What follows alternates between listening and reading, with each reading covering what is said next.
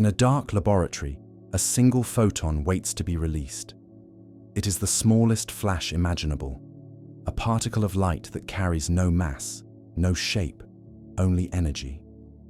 The room hums with the faint rhythm of machinery, and then, with the press of a switch, the photon begins its silent journey. It travels toward a barrier with two thin openings cut into it. The experiment is simple, yet what happens next is among the most disturbing discoveries in all of science.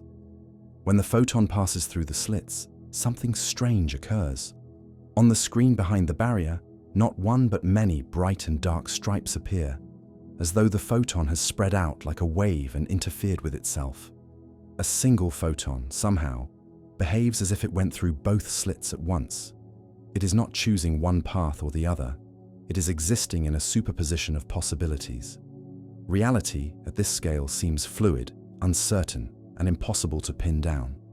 But if a scientist sets up a detector to see which slit the photon actually passes through, the pattern changes. The interference disappears, replaced by two distinct clusters on the screen, one behind each slit. The photon now behaves like a particle, as if the act of observation forced it to choose. When we look, it is one thing. When we turn away, it is another. This is not a trick of the eye, nor a fault of the instruments. It is the nature of the universe revealing a terrible secret. What is being revealed here is not merely a quirk of light, it is a fracture in our understanding of reality. Before measurement, the photon is described by a wave function, a mathematical form that holds every possible outcome as probabilities. It is not that we do not know which slit it passes through. It is that it has not yet decided. The photon is not a thing until we ask it to be. And when we finally look, that cloud of probabilities collapses into one event. This moment, known as the collapse of the wave function, marks the boundary between the predictable and the unknowable. The equations of quantum mechanics can describe the evolution of the wave perfectly. They tell us how probabilities flow, how they spread, how they interfere. But the instant we measure, those smooth equations break. They do not tell us how or why the collapse occurs. They simply stop working. It is as though the universe itself draws a curtain and says, beyond this point, you do not get to know. Physicists call this the measurement problem. It is one of the deepest mysteries in science because it sits at the intersection of mathematics, consciousness, and existence. In classical physics, an object has properties independent of who observes them. A ball is on the table whether anyone sees it or not. But in the quantum world, this assumption fails. Reality does not seem to exist in a definite form until it is observed. That means the universe, in some sense, is waiting for attention before it becomes real. For many, this idea is deeply unsettling. Albert Einstein himself could not accept it. He once asked Niels Bohr, one of the founders of quantum theory, whether the moon exists only when someone looks at it. Bohr's response was that quantum mechanics does not care what anyone believes. The theory simply works. Every test, every experiment confirms its predictions with unmatched precision. The problem is not that the equations are wrong. The problem is that they describe a world that makes no intuitive sense. Imagine this in slow motion. A photon leaves the emitter, a trembling packet of potential. It approaches the barrier, its wave function expanding like ripples on a pond. The waves overlap both slits, forming an interference pattern that describes every place the photon might land. But at the very instant we decide to watch, the waves vanish. The photon behaves as if it always knew we were looking. It collapses into a single position, a singular event. The rest of its possibilities dissolve into nothingness. It is as though the universe has two faces. One is the fluid, undetermined world of probabilities, where everything that can happen exists at once. The other is the sharp, definite world of experience, where events have already happened. The border between these two worlds is observation, but no one truly understands why observation has this power. Is it the act of consciousness that causes the collapse? Or is it the physical interaction between the photon and the detector? The mathematics remains silent on this question. This silence has haunted generations of scientists. For a century, they have debated what it means. The Copenhagen interpretation says that reality is defined by measurement. Hugh Everett's theory claims the wave function never collapses, that all outcomes occur in parallel universes. Some suggest hidden variables determine outcomes. Others believe consciousness itself plays a role. Each idea tries to explain the same unease, that quantum mechanics works perfectly, yet it leaves us with no clear picture of what reality truly is. As the photon fades on the screen, the room returns to stillness. The data is recorded, the equations confirm the result, but the meaning remains beyond reach. The experiment has shown us that the world beneath our senses is stranger than any myth. A universe that changes when we watch it is not a mechanical clockwork. It is something alive with uncertainty, something that listens. And if observation decides the shape of what is real, then we must ask, who or what is doing the observing? To understand why this terrifies scientists, we must look deeper, beneath the familiar layers of matter, into the quantum world itself, where everything that seems solid is only a wave of probabilities waiting to be seen. The deeper one looks into the fabric of existence, the more it begins to unravel. Beneath the solid world of matter lies something that is not solid at all. Every object, every atom, every particle we can touch or see is not a little sphere of stuff, but a shimmering disturbance in an invisible field. These fields fill all of space, like unseen oceans vibrating with possibility. The photon is a ripple in the electromagnetic field. The electron is a vibration in another field entirely. What we call particles are merely the excitations of these underlying waves. Reality, at its most fundamental level, is not built of things, but of patterns, fluctuations, and probabilities. When we are not measuring them, these excitations exist as mathematical waves spreading through the universe. The equations that describe their behavior are precise and unyielding. They tell us that each quantum system evolves smoothly over time, its state encoded in a single expression known as the wave function. The wave function contains all that can be known about the system. It is not a statement about what is, but about what could be. Every possible position, energy, and outcome is represented there, waiting. The wave function obeys a law discovered by Erwin Schrödinger in the early 20th century. His equation tells us how the quantum state changes with time. It is perfectly deterministic. Given the present wave function, one can calculate exactly what it will be a moment later. There is no randomness in this evolution, no uncertainty in its mathematics.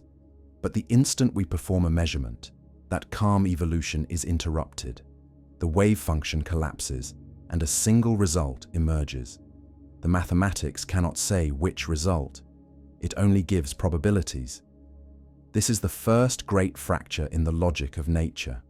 Between measurements, the universe flows like a symphony written in perfect order. Yet the moment of observation introduces something that cannot be predicted, only described statistically.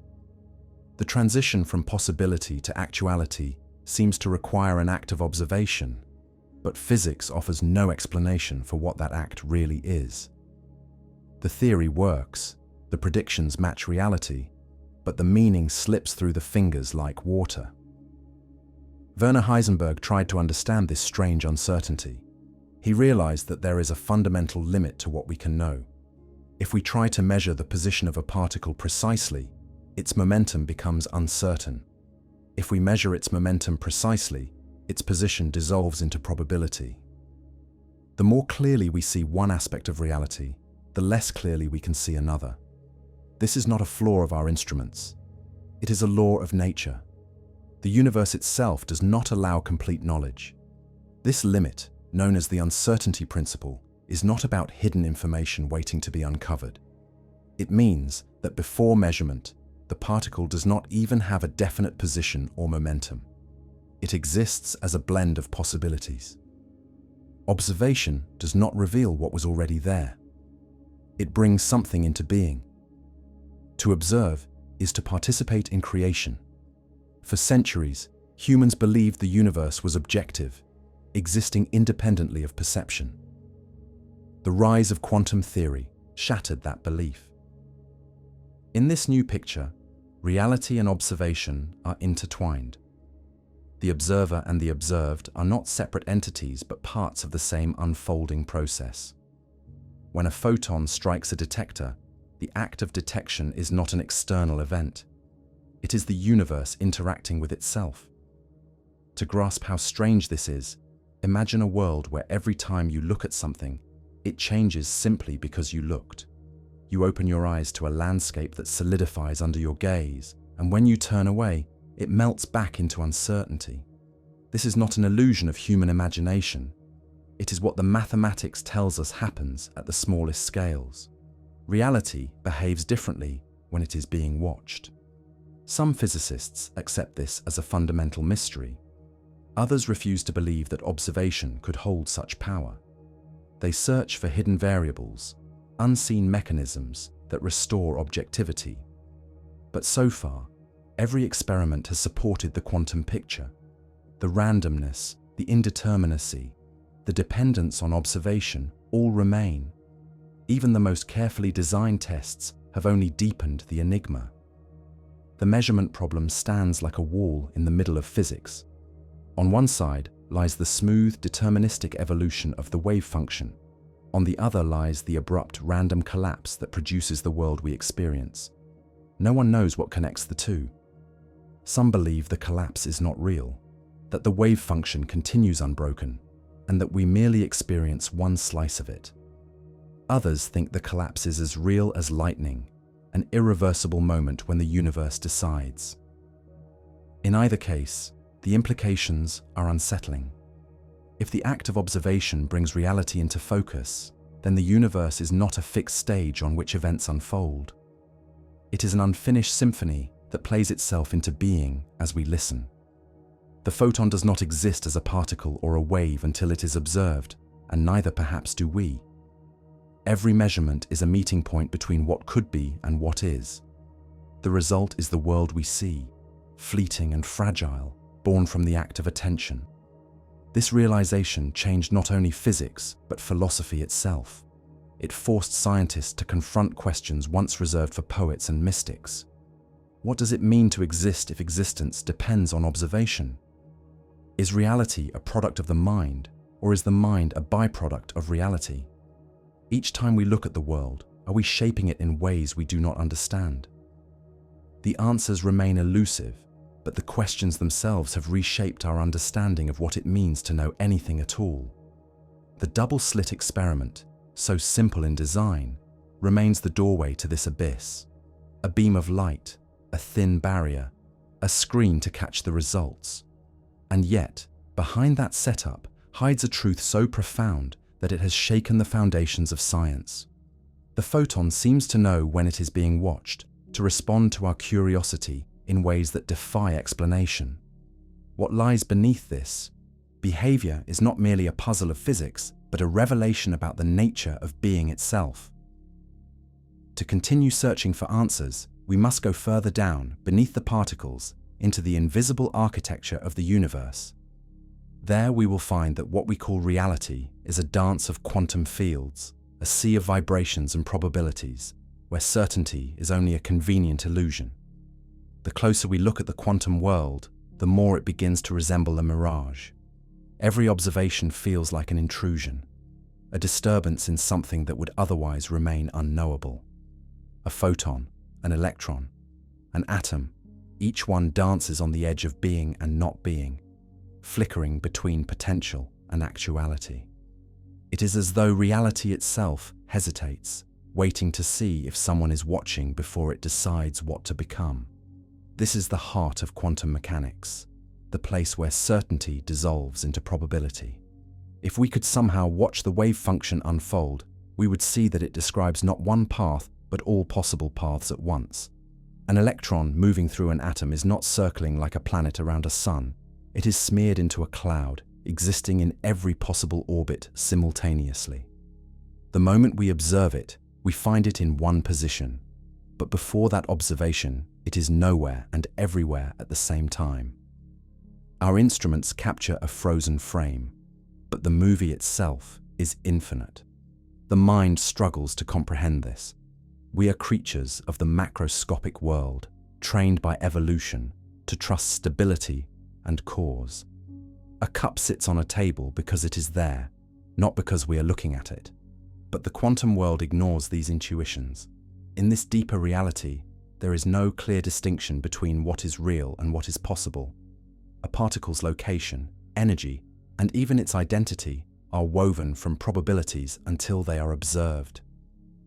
For a long time, scientists tried to imagine that something hidden must guide these probabilities. Perhaps there are secret variables, unseen factors that determine outcomes but lie beyond our reach. Einstein favored this view, convinced that nature must be complete, that randomness was only a reflection of our ignorance. But experiments over the following decades would show otherwise. Every attempt to uncover hidden determinism ended the same way. The randomness was not ignorance, it was fundamental. The idea that reality itself may not be determined is a source of deep unease. It means that beneath the precision of mathematics lies a chasm of uncertainty. The universe, at its core, might not run on clockwork laws, but on chance. Yet it is not chaos. The probabilities themselves follow perfect rules. The Schrödinger equation governs how they evolve. It is the bridge between what could happen and what will happen. It is as if nature writes her music in probabilities, each note uncertain until it is played. Every quantum event carries this duality, the smooth predictability of the wave function and the abrupt randomness of measurement. The interference pattern in the double-slit experiment is the visible trace of that hidden symmetry. When we do not look, the waves merge and interfere, creating order from uncertainty. When we look, the interference vanishes, replaced by the cold precision of a single result. It is almost as if the act of seeing collapses the universe's imagination into one hard fact. In the early 20th century, this realization divided physics into two worlds. One was classical, governed by determinism, where every cause led to a predictable effect. The other was quantum, ruled by indeterminacy and possibility. The transition between them, the mysterious collapse of the wave function, has never been fully explained. It remains a rift in our understanding, a boundary where logic falters. And somewhere within that boundary lies the question of what observation really means. Does a particle collapse its wave function when it interacts with any physical system, or does consciousness itself play a role? This question has lingered for decades, provoking both fascination and dread. If consciousness is required, then mind and matter are entangled in a way that science never intended. If it is not, then what mechanism decides when and how probabilities become facts? No one knows. The equations remain silent, and experiments only deepen the paradox. Perhaps the most disturbing implication is that we ourselves are part of the equation. We are not outside observers looking at the universe from a safe distance. We are participants in the cosmic experiment. Every act of observation, every photon that enters an eye or strikes a detector is part of the same web. The universe observes itself through us. Reality becomes aware of itself in fleeting moments of perception. That idea is both poetic and horrifying, for it means that existence and awareness cannot be fully separated. The measurement problem forces us to face an uncomfortable truth. The world we see might not exist in a definite form until we observe it, and what we call observation might be more than just seeing. It might be the point at which the universe decides to become something. When the photon strikes the screen, when the atom emits light, when a neuron fires in the human brain, something transforms potential into presence. That moment is invisible, instantaneous, and inexplicable. Physicists can describe what happens before and after the collapse, but not the collapse itself. Between the wave function's continuous evolution and the discrete act of measurement lies a gap, a silence in the mathematics. Some call it an illusion, others a clue to a deeper theory that has yet to be found. But whether the collapse is real or not, its consequences shape the world we live in. Every object, every memory, every conscious experience depends on the same quantum principles that govern a single photon. So the experiment continues. The photon travels, the slits open, the detectors blink. Each repetition confirms the same unsettling pattern. Reality behaves like a question that cannot be asked without changing the answer. The laboratory grows silent again, but the implications echo far beyond it. If observation defines reality, then we must ask what happens when the observer is part of the observed. To understand the full depth of this terror, we must descend even further into the quantum world, where the boundaries between observer and observed, time and cause, begin to blur completely. Only there will we begin to see why reality itself might depend on us. Imagine stripping away everything familiar until there is nothing left. No air, no atoms, no light, only the raw silence of empty space. Yet this emptiness is not truly empty. It trembles with invisible activity. Even when we remove every particle we can detect, the vacuum seethes with fluctuations. Energy appears and vanishes in tiny bursts. Pairs of particles flicker into existence and then annihilate. Space itself is alive. What we call nothing is the most restless something imaginable. Physicists once believed the universe was made of solid particles, tiny marbles from which everything was built. But the deeper they looked, the more that idea dissolved. The atom was not solid. Inside, it was mostly empty space, with a nucleus surrounded by a haze of probability where electrons might be. Then, even the nucleus turned out to be made of smaller components, protons and neutrons, each containing quarks bound by the strong force. But even these quarks are not little objects. They too are excitations of quantum fields. Every type of particle is a different vibration of a fundamental field. The electron field, the photon field, the quark fields, they fill all of space. A particle is not a separate entity, but a momentary ripple, a wave in the field. When you see a spark of light, you are seeing the field of electromagnetism vibrating. When you feel the warmth of your own body, it is the result of countless fields exchanging quanta of energy. The entire universe is a symphony of fields, and matter is just the music it plays. The Schrödinger equation describes how these waves evolve. It is an equation of pure elegance. It tells us that if we know the wave function of a system, we can predict how it will change over time with perfect precision. The universe at this level is like a grand mathematical ocean. Each wave, each crest and trough follows the rhythm of this equation. But as soon as we attempt to observe one specific wave, the ocean behaves as though it has frozen, collapsing into a single droplet. The wave function's smooth evolution gives way to a single outcome. The strange thing is that the equation itself does not include this collapse. It is not written anywhere in the mathematics.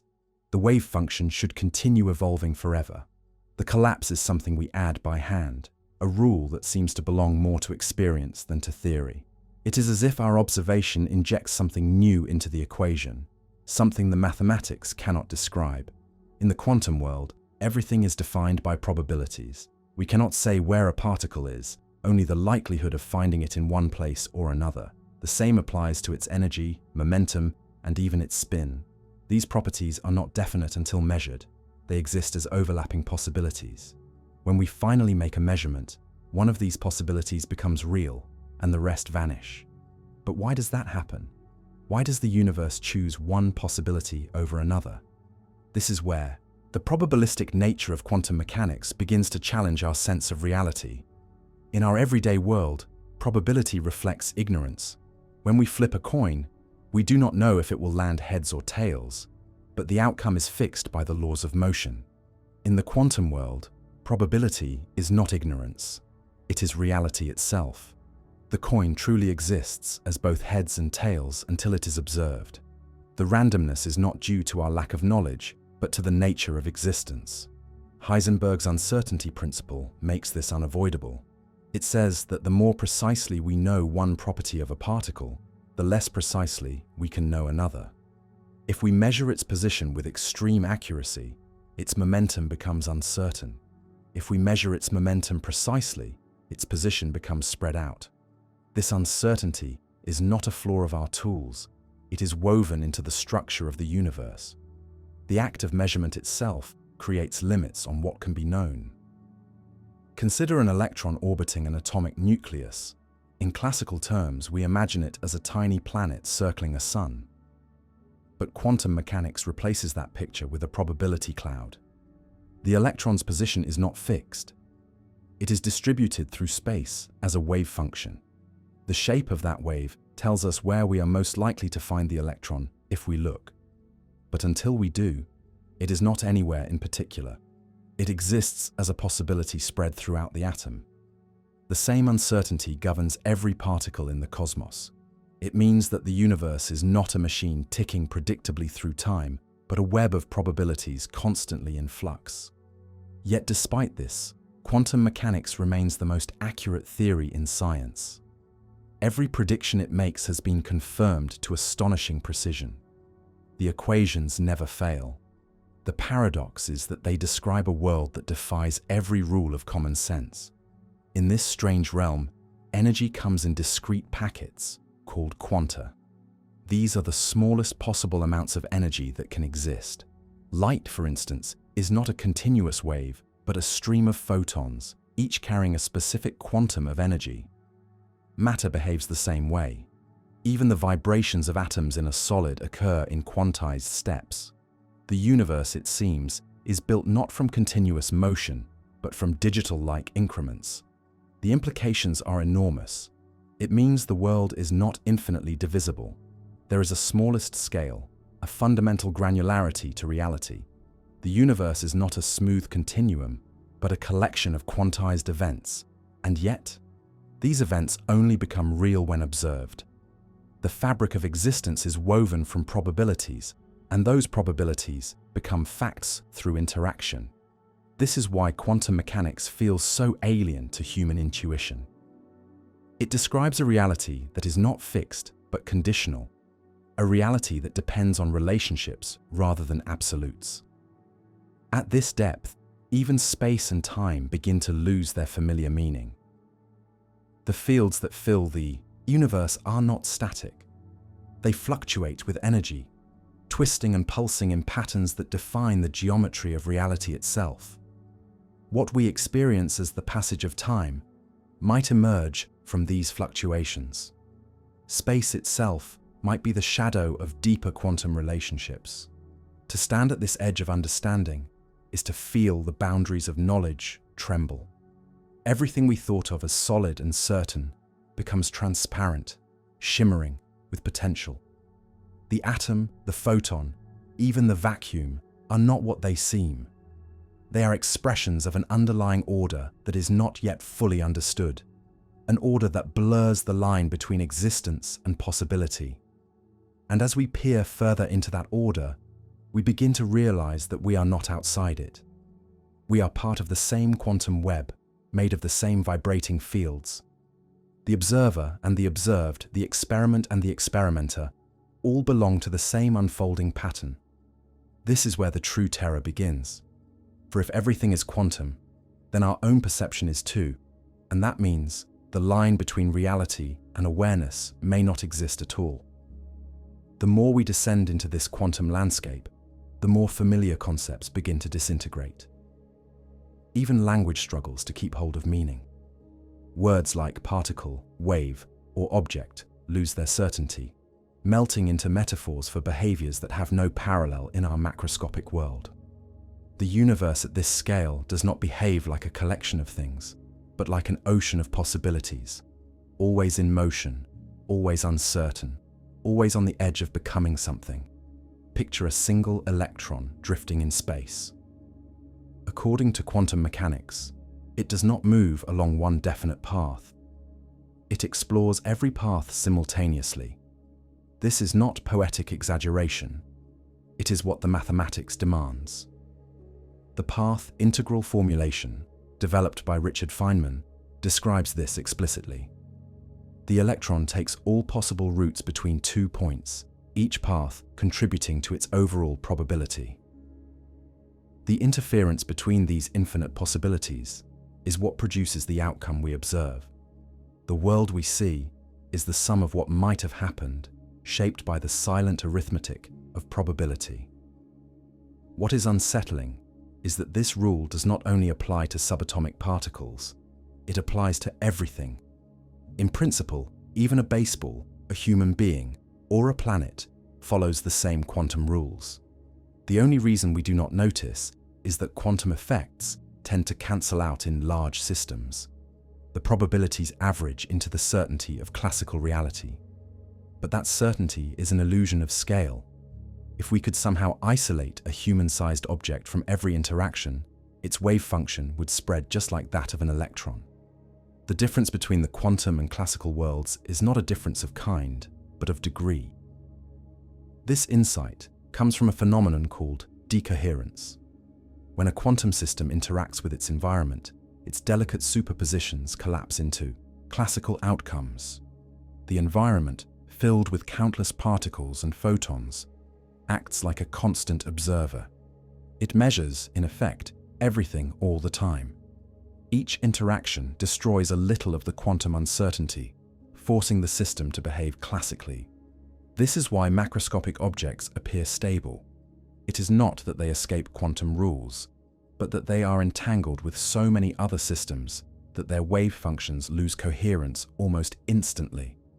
The boundary between the quantum and classical worlds, therefore, is not sharp. It is a gradient of entanglement, a spectrum of observation. In this sense, the universe itself is a vast quantum system, entangling and observing itself endlessly. Every particle, every field, every atom participates in this cosmic exchange of information. When you touch a surface or see a beam of light, what happens is not the meeting of two solid things, but the synchronization of their quantum states. The world is not a collection of isolated objects, it is a single vibrating network of correlations. This realization transforms even our concept of space. In classical physics, space is a passive stage where events unfold. In quantum field theory, space is active, dynamic, a participant in every process. Fields fill every point, linking distant regions through their fluctuations. The vacuum is not an empty void, but a seething medium that gives rise to all particles. Even the fabric of space-time might be an emergent phenomenon, arising from deeper layers of quantum entanglement. The solidity of the world may be nothing more than the coherence of information flowing through these fields. As strange as it sounds, experiments confirm these ideas. Physicists have observed quantum interference in molecules containing hundreds of atoms. They have cooled tiny mechanical mirrors to temperatures near absolute zero, watching them enter states of superposition. These are not theoretical curiosities. They are glimpses of a reality that refuses to stay confined to the microscopic. The quantum world is not beneath reality. It is reality. The classical world is a convenient illusion, a shadow cast by countless interactions too small to see. And yet, this quantum foundation raises new questions rather than answers. If every particle is an excitation of a field, then what is the field itself made of? What gives rise to these mathematical structures that seem to underpin everything? Some physicists suggest that information is the most fundamental quantity of all. The universe might not be built from matter or energy, but from bits of quantum information, patterns of correlation that give rise to space, time, and substance. In this view, existence is computation, an ongoing process of updating probabilities into outcomes. If that is true, then what we experience as reality is a kind of interface, a surface of comprehension that hides the deeper quantum code beneath. Our senses, our instruments, our language, all evolved to interpret the macroscopic. But beneath it lies a world that does not obey those rules, a world where objects are replaced by relationships and certainty by probability. The familiar world is a projection of this deeper structure, stable only because of the vast number of interactions that mask its quantum roots. This understanding is both exhilarating and terrifying. It means that everything we experience, from the warmth of sunlight to the weight of a stone, arises from interactions within an invisible quantum web. Even our thoughts, the firing of neurons, the chemistry of memory, all operate within that same fabric. Consciousness itself might be a macroscopic reflection of quantum processes, though this remains one of the most debated and least understood questions in science. What makes this realization truly unsettling is that the quantum world is not just strange in its behavior, but in its implications for existence itself. If reality is a network of probabilities and correlations, then the question of what it means to exist becomes slippery. Does a particle exist before we measure it? Does a field exist independently of its vibrations? Is reality an independent entity, or is it the sum of our interactions with it? These questions sit at the heart of quantum theory, unanswered after more than a century. Every attempt to describe the quantum world forces us to confront the limits of knowledge.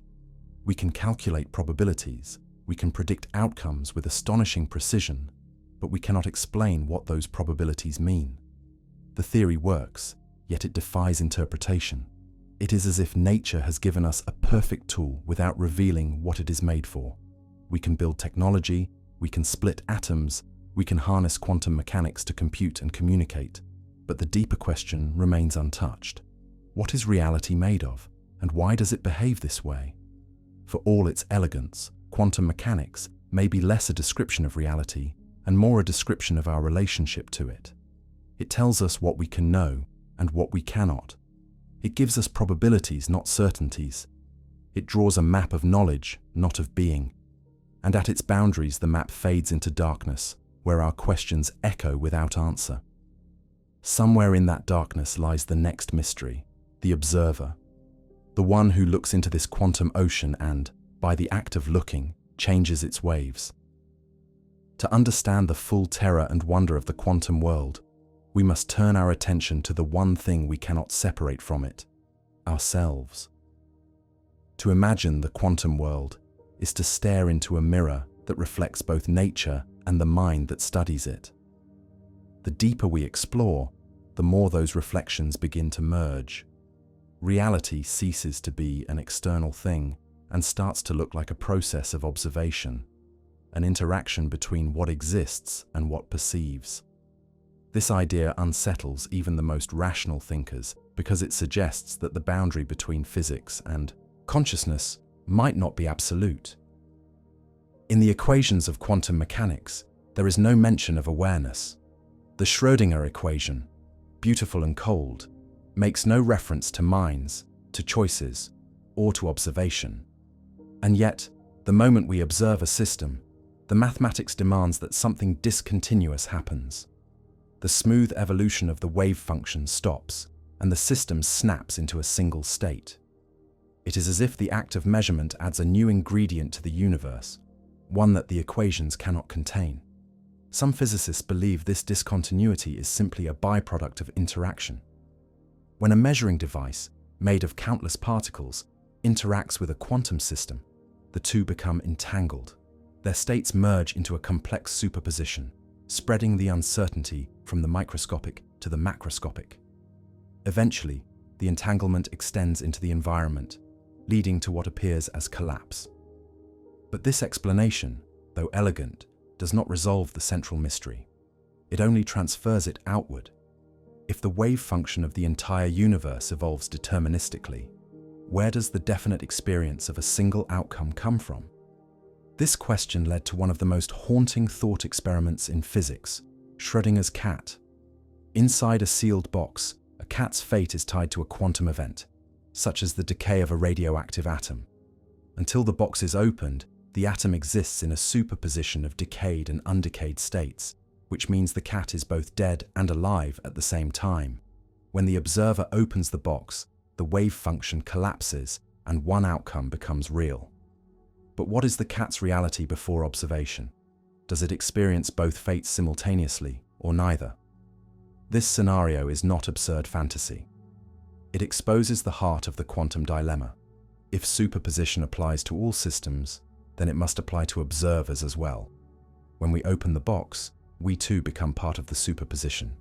One version of us seeing a living cat, another seeing a dead one.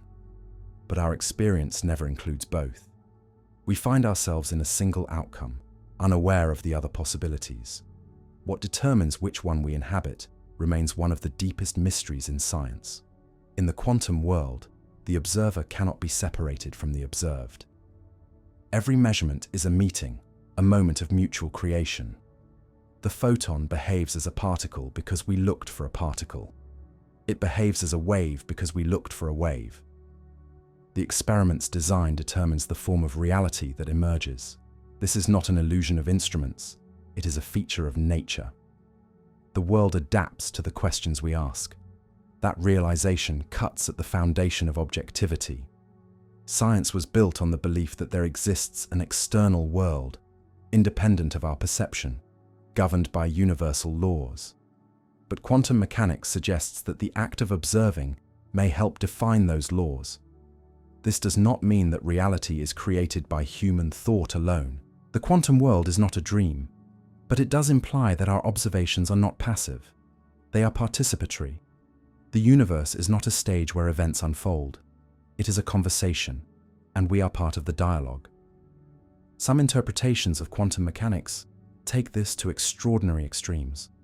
They propose that consciousness itself might cause the collapse of the wave function, that awareness is the missing piece that bridges probability and actuality. If that were true, then the universe depends on perception to become real. This notion, though controversial, has never been fully disproven. It lingers like a shadow behind every experiment, whispering that perhaps the cosmos awakens through the act of being seen. Most physicists resist this idea.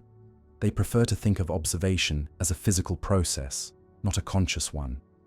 But the line between the two remains blurry. When does a measurement occur? When a photon hits a detector? When the detector registers a signal? Or when a mind becomes aware of that signal? At what point does the world shift from uncertainty to certainty?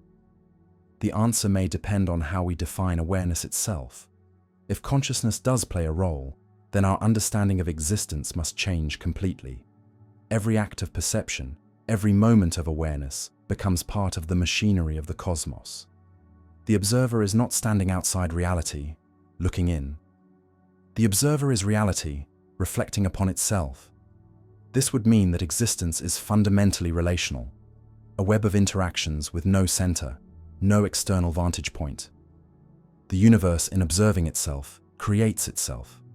Even for those who reject such metaphysical implications, the psychological weight of the measurement problem remains.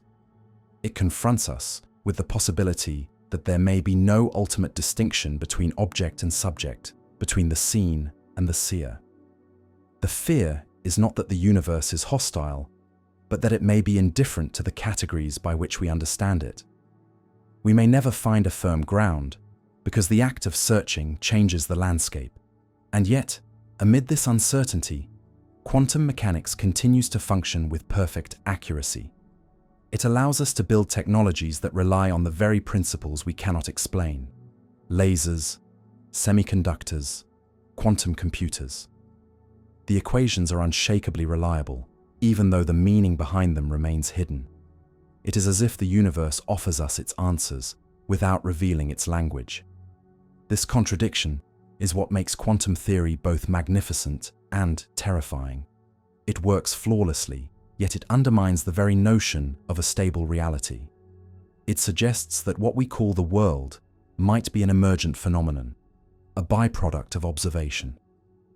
Beneath that appearance lies a realm of pure potential, where existence and non-existence are two sides of the same wave. As we look deeper, the boundary between reality and awareness begins to blur completely. The next step in this journey is to face that blur directly, to ask whether the observer might not just witness reality, but create it. That is where the quantum mystery turns inward, into the domain of consciousness itself. The story of the universe becomes stranger the moment we realize that we might be part of its machinery.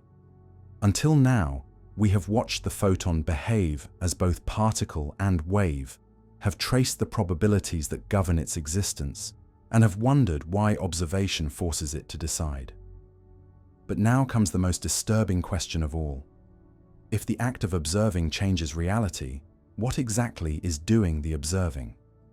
Imagine the same experiment once more. The lab is quiet. A single photon moves through the double slit, a faint pulse of energy in the dark. There is no sound, no vibration, nothing to disturb its path. Left alone, it acts as a wave, exploring all possibilities. But when a detector is placed to see which slit it passes through, the interference vanishes. The photon behaves like a particle. It chooses. The apparatus does not lie. The outcome depends on whether the system is being watched. Yet what does being watched really mean? A detector is only a piece of matter. It interacts with the photon, records an outcome, and transfers data to a computer. Is that observation? Or does observation require awareness, the moment when a conscious mind reads the result? The equations of quantum mechanics cannot tell us. They describe interactions but not experience. And so the question lingers, uncomfortably close to philosophy. Does the universe need consciousness to become real? In the early days of quantum theory, some physicists dismissed the question as meaningless. They insisted that quantum mechanics was a tool for predicting outcomes, not for describing reality itself. But others, like Eugene Wigner, dared to ask what happens if two observers disagree about a measurement. Wigner imagined a friend inside a laboratory performing a quantum experiment. From the friend's perspective, the measurement collapses the wave function into a definite outcome. But from Wigner's point of view, outside the lab and unaware of the result, the entire system, friend, equipment, and photon, remains in a superposition. This thought experiment, now known as Wigner's friend, reveals a disturbing implication. If collapse depends on observation, and if different observers can disagree about when that collapse occurs, then reality might not be absolute. Each observer could inhabit a different version of events, with no universal reality binding them together. What is true for one consciousness might not be true for another. Such an idea defies everything that science was built upon. Objectivity, the belief that there is one consistent reality independent of who observes it, is the foundation of the scientific method. If that foundation crumbles, so does our notion of truth. Yet quantum mechanics, when followed to its logical conclusion, seems to whisper that the universe does not share our preference for a single viewpoint. It is a realm of branching possibilities, each as real as the others, each tied to a different act of observation. In this strange light, consciousness takes on a new role. It is no longer a passive witness, but an active participant. The mind, by observing, seems to influence what becomes real. The photon's path, the atom's spin, the decay of a particle, all appear to depend on whether they are noticed. The boundary between physics and psychology begins to blur. Reality is no longer something that happens out there, but something that unfolds through interaction with awareness. To many scientists, this idea is intolerable. It drags the subjective into the realm of the objective, threatening to contaminate physics with metaphysics. They argue that consciousness cannot have a physical effect. The detector collapses the wave function long before any human looks at the data. But then comes the uncomfortable follow-up. If collapse happens mechanically, without awareness, what precisely constitutes a measurement? Is it the transfer of information, the irreversible recording of a result, or the moment that result enters a conscious mind? Each answer opens a different door, and none closes the mystery. Experiments have only deepened this uncertainty. In the delayed choice quantum eraser, a photon's behavior, wave or particle, can be decided after it has already passed through the slits. The future choice of measurement appears to rewrite the photon's past. The decision to observe seems to ripple backward through time, determining what the photon did before the observer made a choice. Time, cause, and effect all lose their meaning. It is as if reality does not exist in full until observation completes the loop. The implication is breathtaking. The universe may not be a collection of events unfolding in sequence. It may be a web of relationships, timeless and holistic, where observation does not reveal the world, but participates in creating it. In such a world, consciousness could be the thread that stitches time and existence together. The act of awareness might be the mechanism by which potential becomes actual. But if that is true, what happens when no one observes? Does the universe vanish into a haze of probabilities, waiting for a mind to awaken it? This question haunted the pioneers of quantum theory. Niels Bohr and Werner Heisenberg argued that quantum states are not physical until measured. Einstein rejected this view completely. He believed that the universe must exist independently of observation. "I like to think," he said, "that the moon is there even when I am not looking." Yet the equations of quantum mechanics, verified by every experiment, do not support his intuition. Some thinkers have tried to resolve the paradox by imagining a kind of cosmic observer, not a deity, but a universal awareness built into the structure of reality. In this view, consciousness is not an accidental byproduct of the brain, but a fundamental aspect of the cosmos, as basic as space or time. The universe observes itself through the eyes of living beings. Every act of perception is a fragment of this self-awareness, a spark of the universe recognizing its own existence. Others reject this notion entirely. They argue that consciousness is emergent, the result of physical processes, not their cause. For them, the mystery of observation lies not in awareness, but in information. The universe, they say, is a computational network. Each measurement is the transfer of information from one part of the network to another. Collapse is not mystical. It is statistical, the result of entanglement spreading through the system. But even this explanation fails to escape the philosophical shadow. For information to exist, it must be about something, and to be about something, it must be interpreted. Whether one sees consciousness as a cause or a consequence, the fact remains that it cannot be separated from the quantum story. Every observer is part of the system they observe. Every act of measurement draws a boundary that did not exist before. The cosmos, through us, is continually measuring itself, collapsing its infinite potential into the fleeting illusion of the present moment. Perhaps this is why the quantum world feels so alien. It is not that it behaves irrationally, but that it mirrors the structure of awareness itself. Both are probabilistic, relational, and bound to the act of observation. Both depend on context, perspective, and interaction. To study the quantum world is, in some sense, to study the conditions that make perception possible. The universe looks back at us because we are made of the same fabric that allows it to be seen. And so, the question that terrifies physicists is not whether consciousness creates reality, but whether there can be a reality without consciousness. If observation defines what is real, then awareness is not a passive property of life. It is the engine of existence. Every moment of perception might be a pulse of creation, a choice among infinite possibilities, a flicker in which the universe imagines itself into being. The more we examine the role of observation, the harder it becomes to separate what we see from what we are.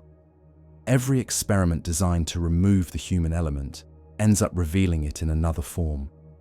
We can build detectors that record data automatically. We can isolate systems from any known interference, but eventually, a conscious mind must look at the results.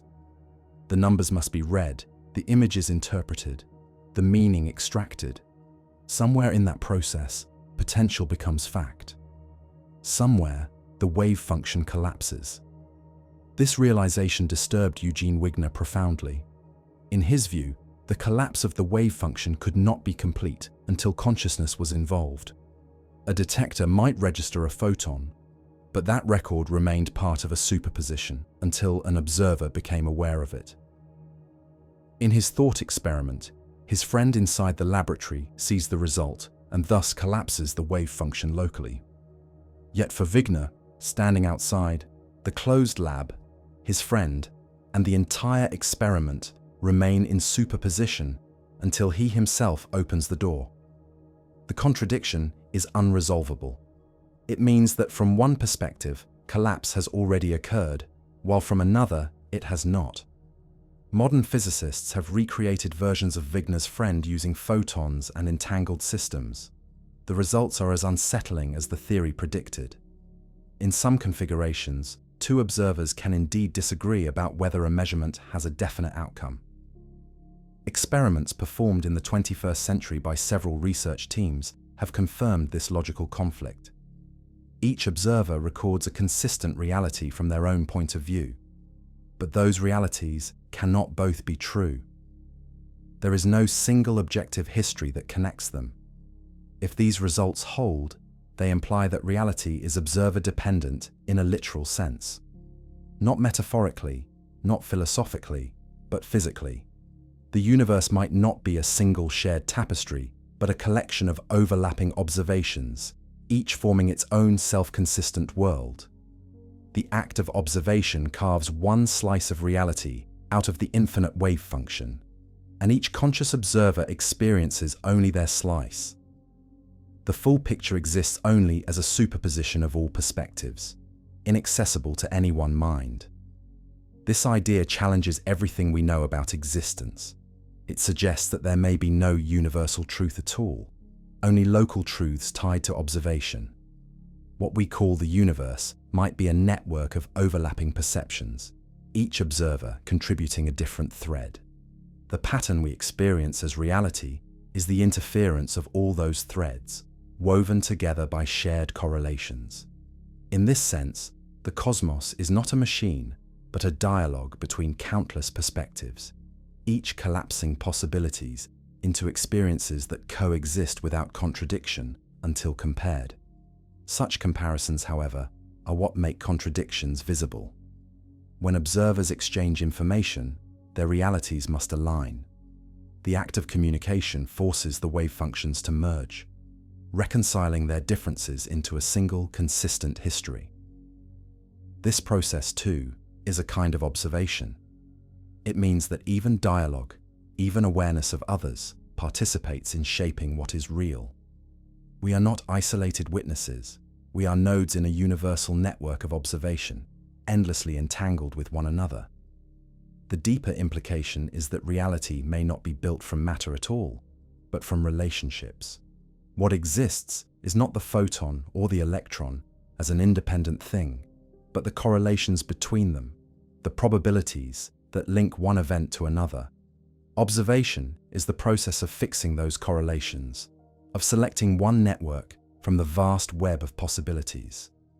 This view aligns with modern interpretations such as relational quantum mechanics, which holds that physical properties only exist in relation to an observer. There is no absolute state of the world, only the information that one part of the world has about another. If this sounds abstract, it is because the quantum world has no simple analog in human experience.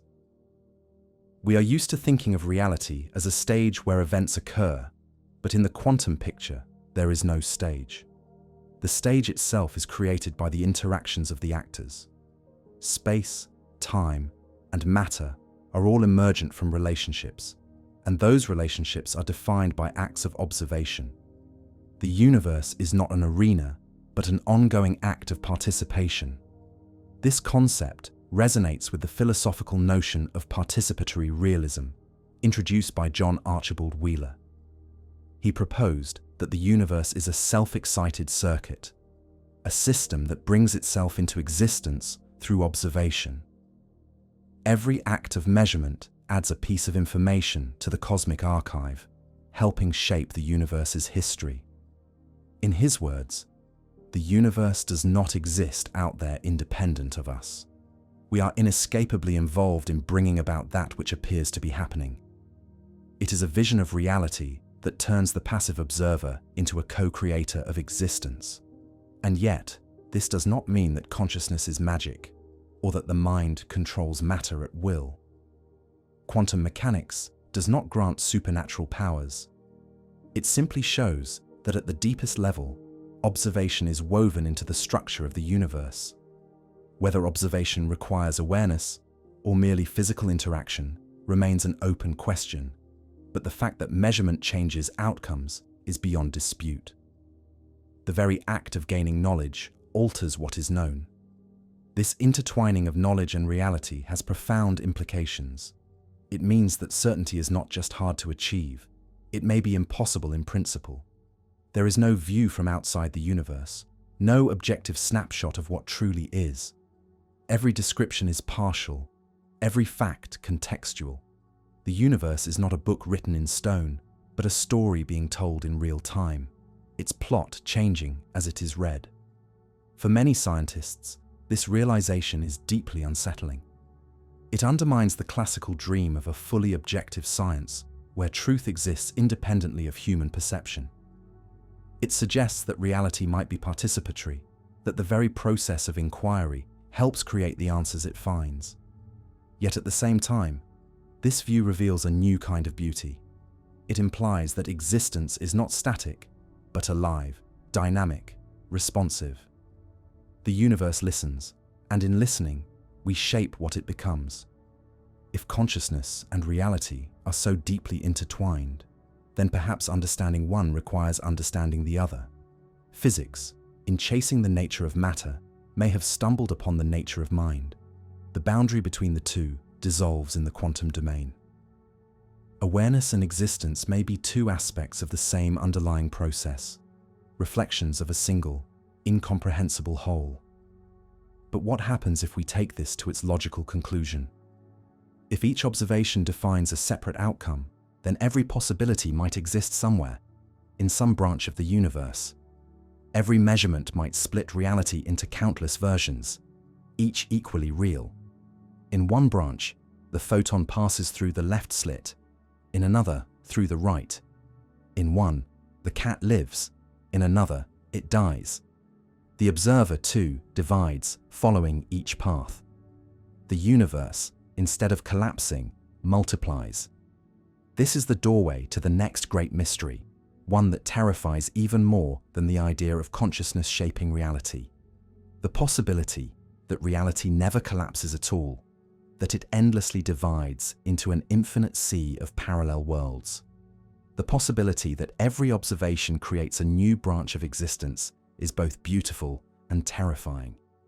It means that nothing is ever lost, that every possible outcome of every event still exists somewhere, in a reality parallel to our own. But it also means that the universe is not one story. It is all stories, overlapping endlessly, each as real as the one we know. This idea began as a radical interpretation, proposed to rescue physics from the discomfort of wave function collapse. It became known as the many worlds interpretation. Imagine standing at the double slit again. A photon leaves the emitter. It can pass through the left slit or the right slit. According to the many worlds idea, it passes through both, not as a wave, but as two separate realities. In one universe, it takes the left path. In another, it takes the right. When a detector observes the photon, the universe splits. One version of the detector records left, another records right. One version of the observer sees one result, another sees the other. There is no collapse, only separation. The wave function never ends, it branches. The logic is simple, but the implications are vast. Every quantum event, every moment of uncertainty, multiplies the universe. When a radioactive atom decays, reality divides into one world where it has decayed and another where it has not. When a coin is tossed, there is one universe where it lands heads and another where it lands tails. Every choice you make, every breath you take, might exist in countless versions, each unfolding in its own branch of reality. The universe, in this picture, is a constantly branching tree, its roots extending into infinity. For many scientists, this interpretation is more frightening than the mystery it tries to solve. It removes the need for observers, for consciousness, for collapse, but at a cost. It demands that everything that can happen does happen, somewhere, to someone. It replaces the singularity of existence with an infinite plurality. The self that reads these words is only one of countless versions, each living out different variations of your life. Somewhere, another you made a different choice and became a different person. Somewhere else you never existed at all. And yet, this vision fits perfectly with the mathematics. The Schrödinger equation never collapses. The wave function never stops evolving. It is only our perception that seems to select one path. In the many worlds view, the illusion of collapse arises from the fact that observers themselves become entangled with the outcomes they observe.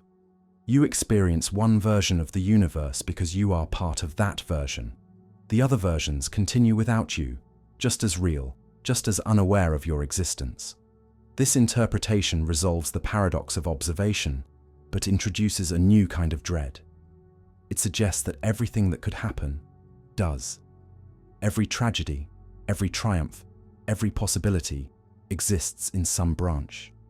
The universe becomes an infinite archive of alternate lives, each one playing out forever.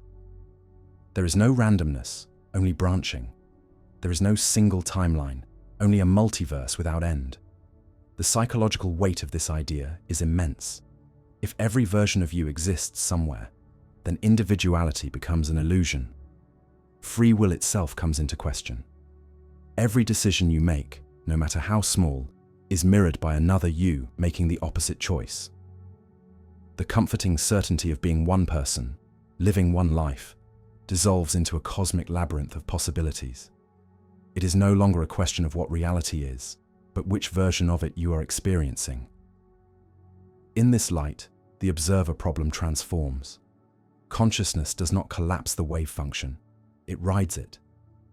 Awareness becomes a thread that travels through the branching multiverse, following one path among countless others.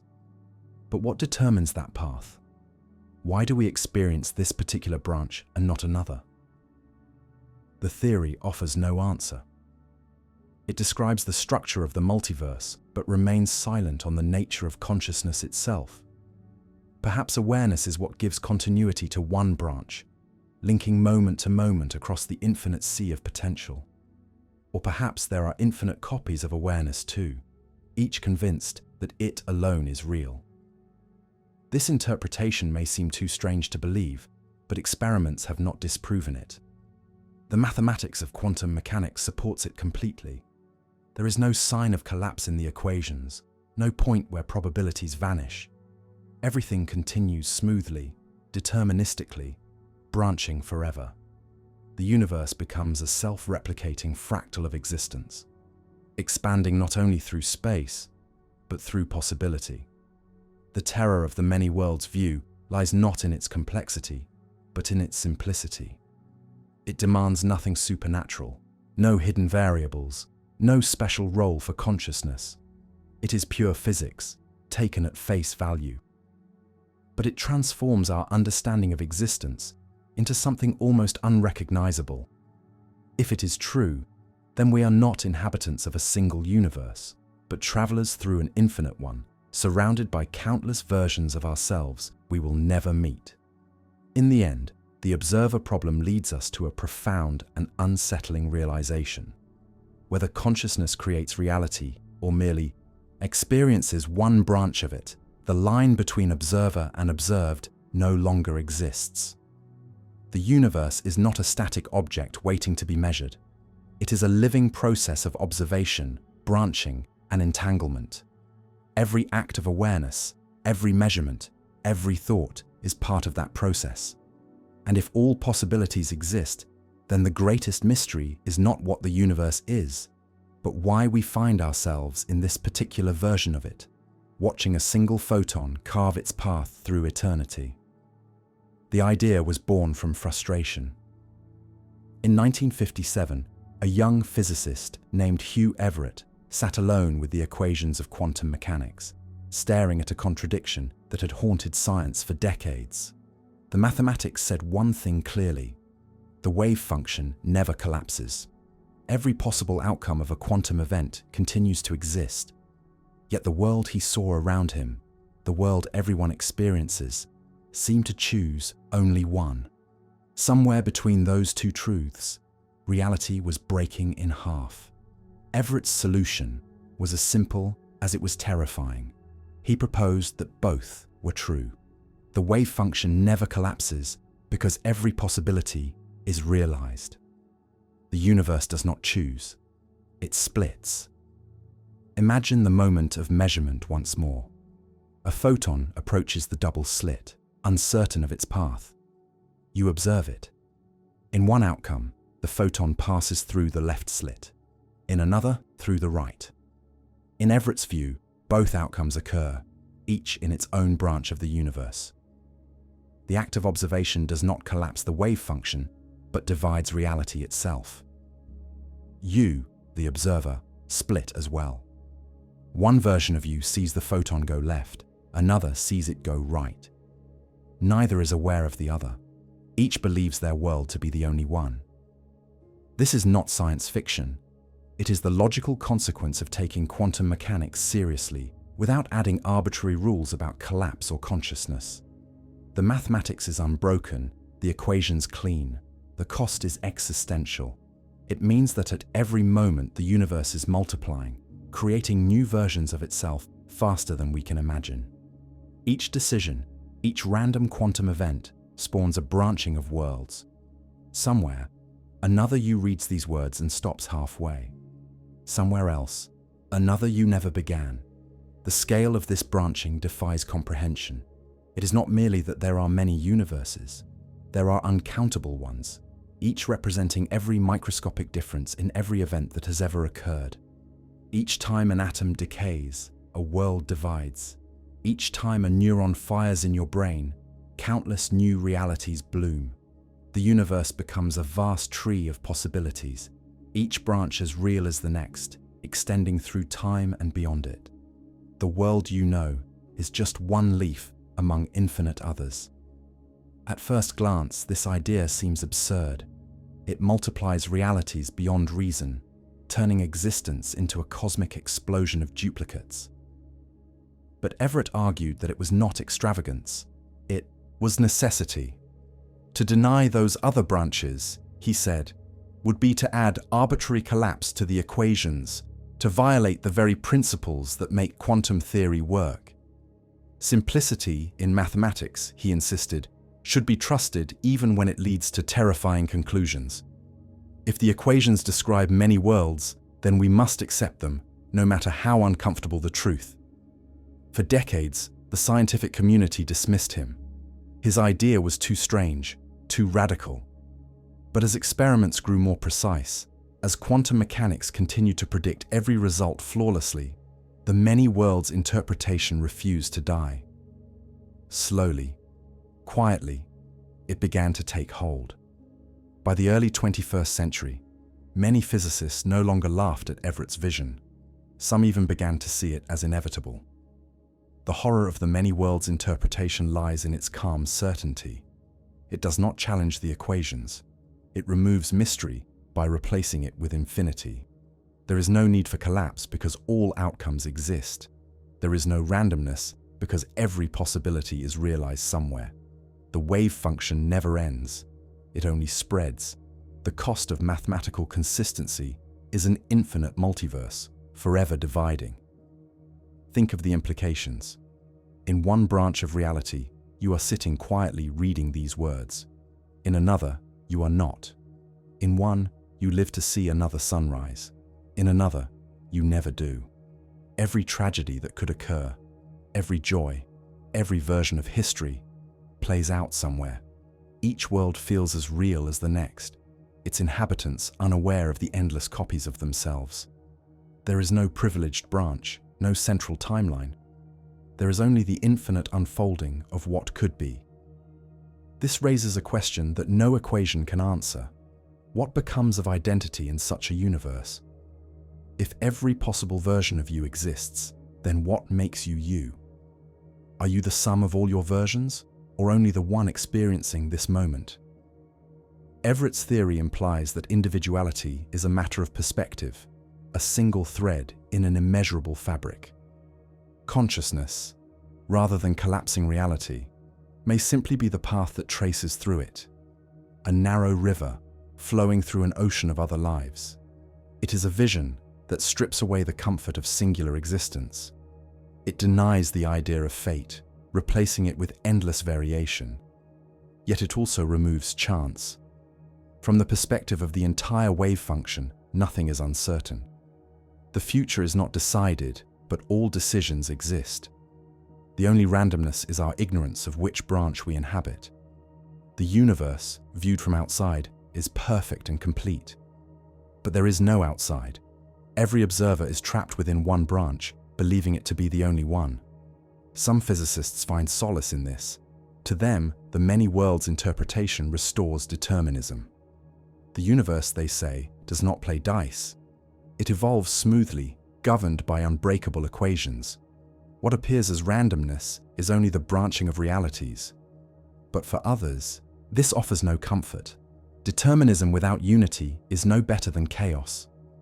It means that the world is fractured beyond repair, that every possible suffering and every possible joy coexist eternally, unending and unresolvable.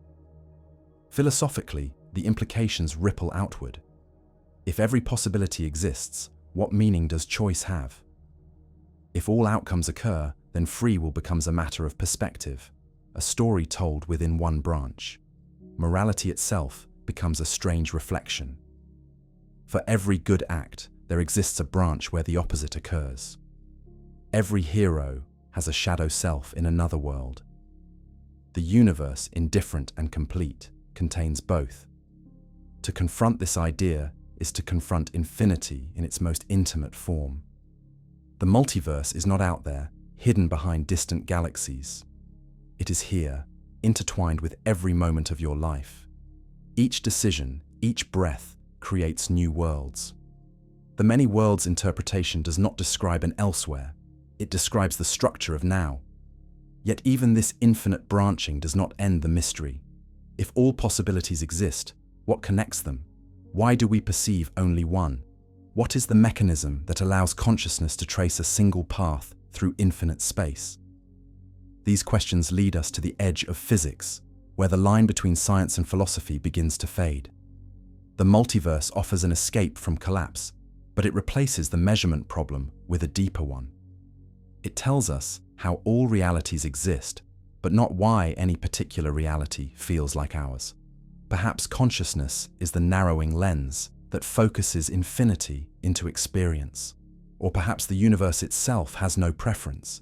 It simply is, vast and silent, filled with endless versions of every observer, each asking the same impossible question: why this world and not another? The idea of an infinite multiverse is not just a theory, it is an existential rupture. To accept it means surrendering every quiet certainty that defines human experience. The comfort of continuity, the belief that we are single beings walking through a single reality, dissolves like mist.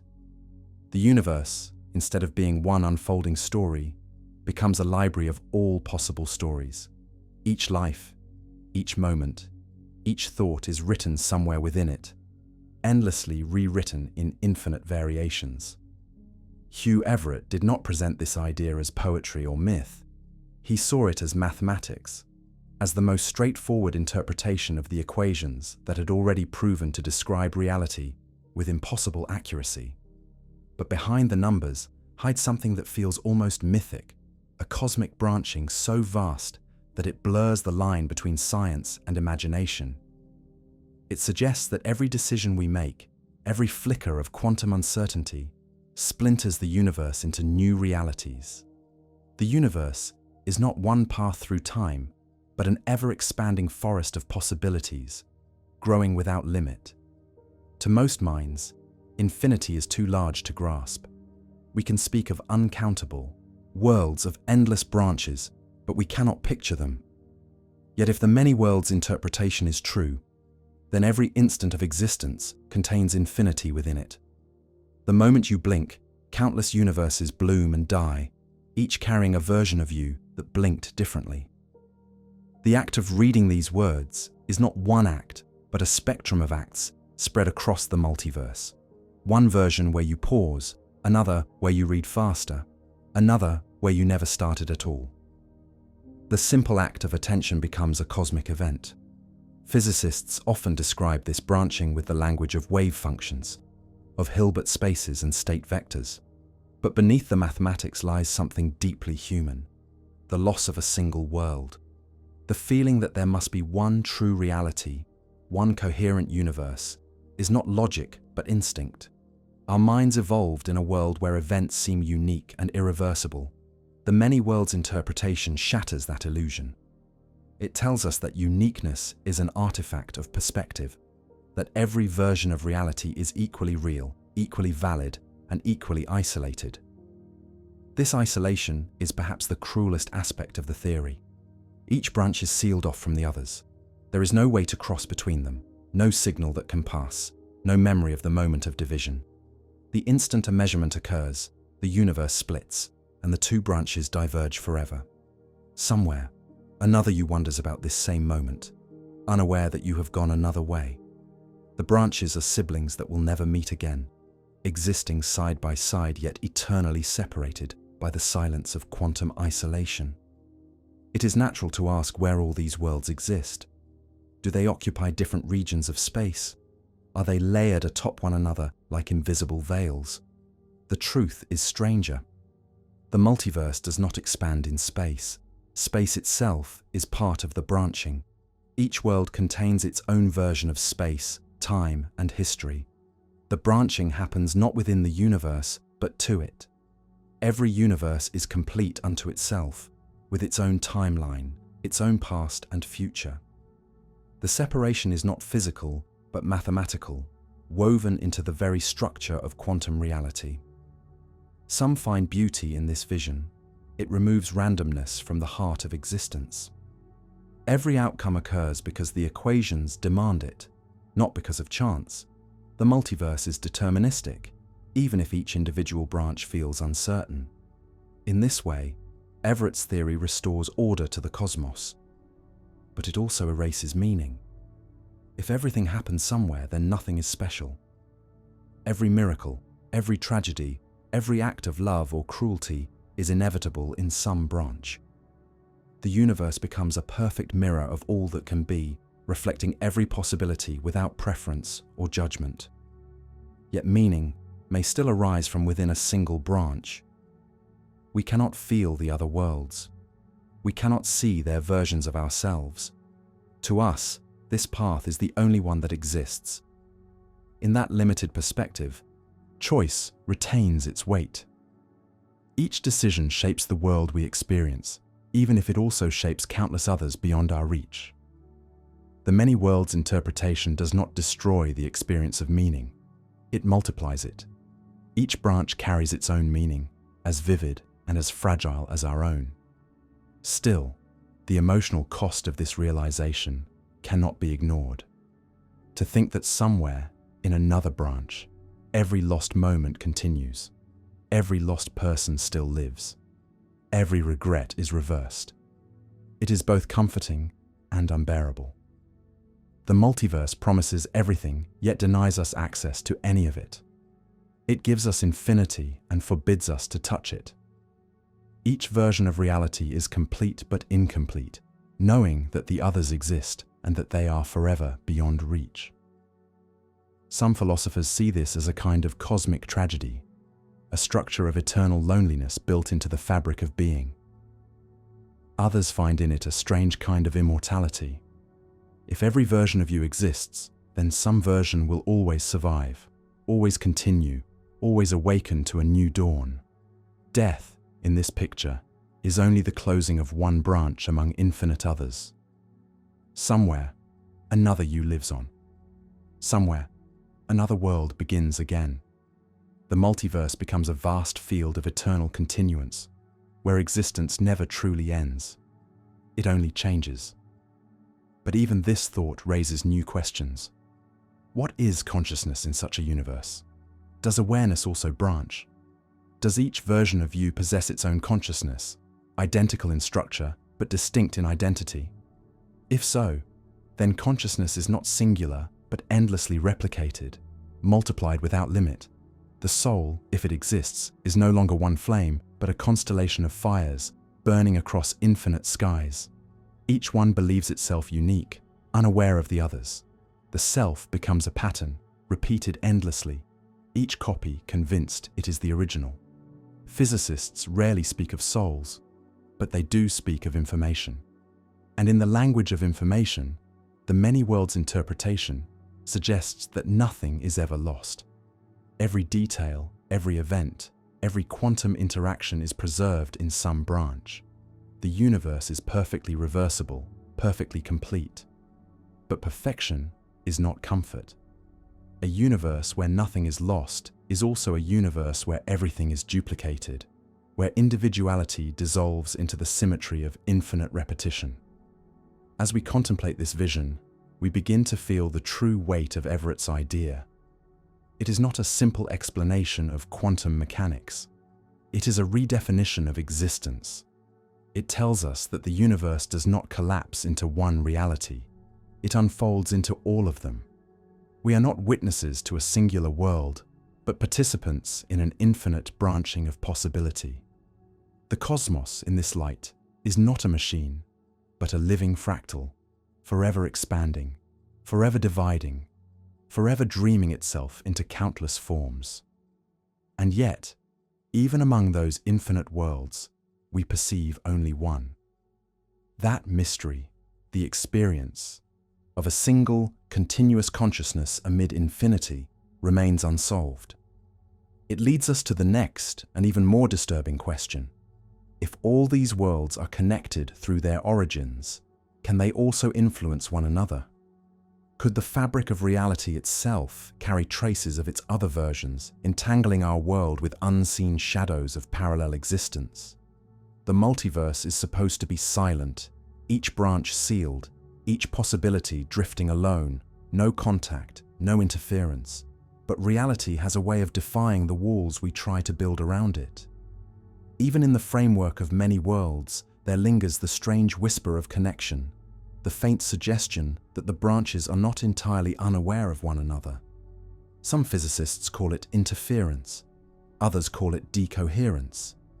But whatever name we use, it feels like an echo, a reminder that all these worlds were once one. Quantum theory tells us that before measurement, all possibilities overlap. The wave function contains them together, entangled in perfect unity. When an observation occurs, the worlds diverge, but they do not vanish from one another completely. They remain encoded in the full wave function of the universe, still coexisting, still influencing the probabilities of what comes next. We cannot reach across to another world, but the shadow of its existence shapes our own. The interference patterns that paint the screen in the double-slit experiment are the visible ghosts of those parallel possibilities. Every bright and dark stripe is a signature of worlds brushing against each other at the edge of perception.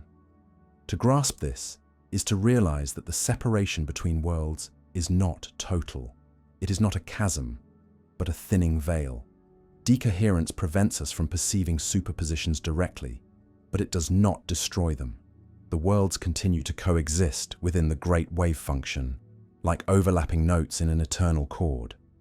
The interference disappears only when entanglement with the environment hides it from view. In principle, the connection never truly breaks. The branches remain part of the same cosmic structure, woven together by invisible threads of correlation. This means that the multiverse is not a collection of disconnected realities, but one vast, unified wave. Each world is a manifestation of that larger whole, a local expression of an infinite pattern. We are not living apart from the other versions of ourselves. We are different notes in the same song. The entire multiverse hums with coherence, even if no single observer can hear it all. It is a terrifying thought, but also an oddly comforting one. that the other worlds are not elsewhere. They are here, intertwined with every breath and every thought, unseen, but never absent. Some physicists have speculated that these hidden correlations might leave traces, subtle imprints in quantum systems that could, in principle, be measured. The idea that neighboring branches might slightly interfere with ours has sparked decades of debate. No experiment has yet revealed such a signature, but the mathematics suggests it might not be impossible. If so, the walls between realities are not absolute. They are gradients of probability, growing thinner or thicker depending on how entangled a system becomes with its surroundings. The more isolated a system, the more it retains its connection to the whole. This is why physicists pursue experiments at the edge of the macroscopic world, attempts to sustain quantum superpositions in larger and larger objects. They are not merely chasing technology. They are testing the boundary between worlds. A molecule, a mirror, even a tiny living organism might be coaxed into a state of superposition. When that happens, when something made of billions of atoms occupies multiple realities at once, we come face to face with the blurred border between the quantum and the classical. The hope, or perhaps the fear, is that in those experiments we might glimpse the hidden architecture of the multiverse itself. The deeper we go, the clearer it becomes that reality is not a collection of separate things, but a network of relationships. Entanglement, the invisible thread linking distant particles, may be the same force that binds worlds together. Each act of measurement splits the universe, but the pieces remain connected by their shared history, their shared wave function.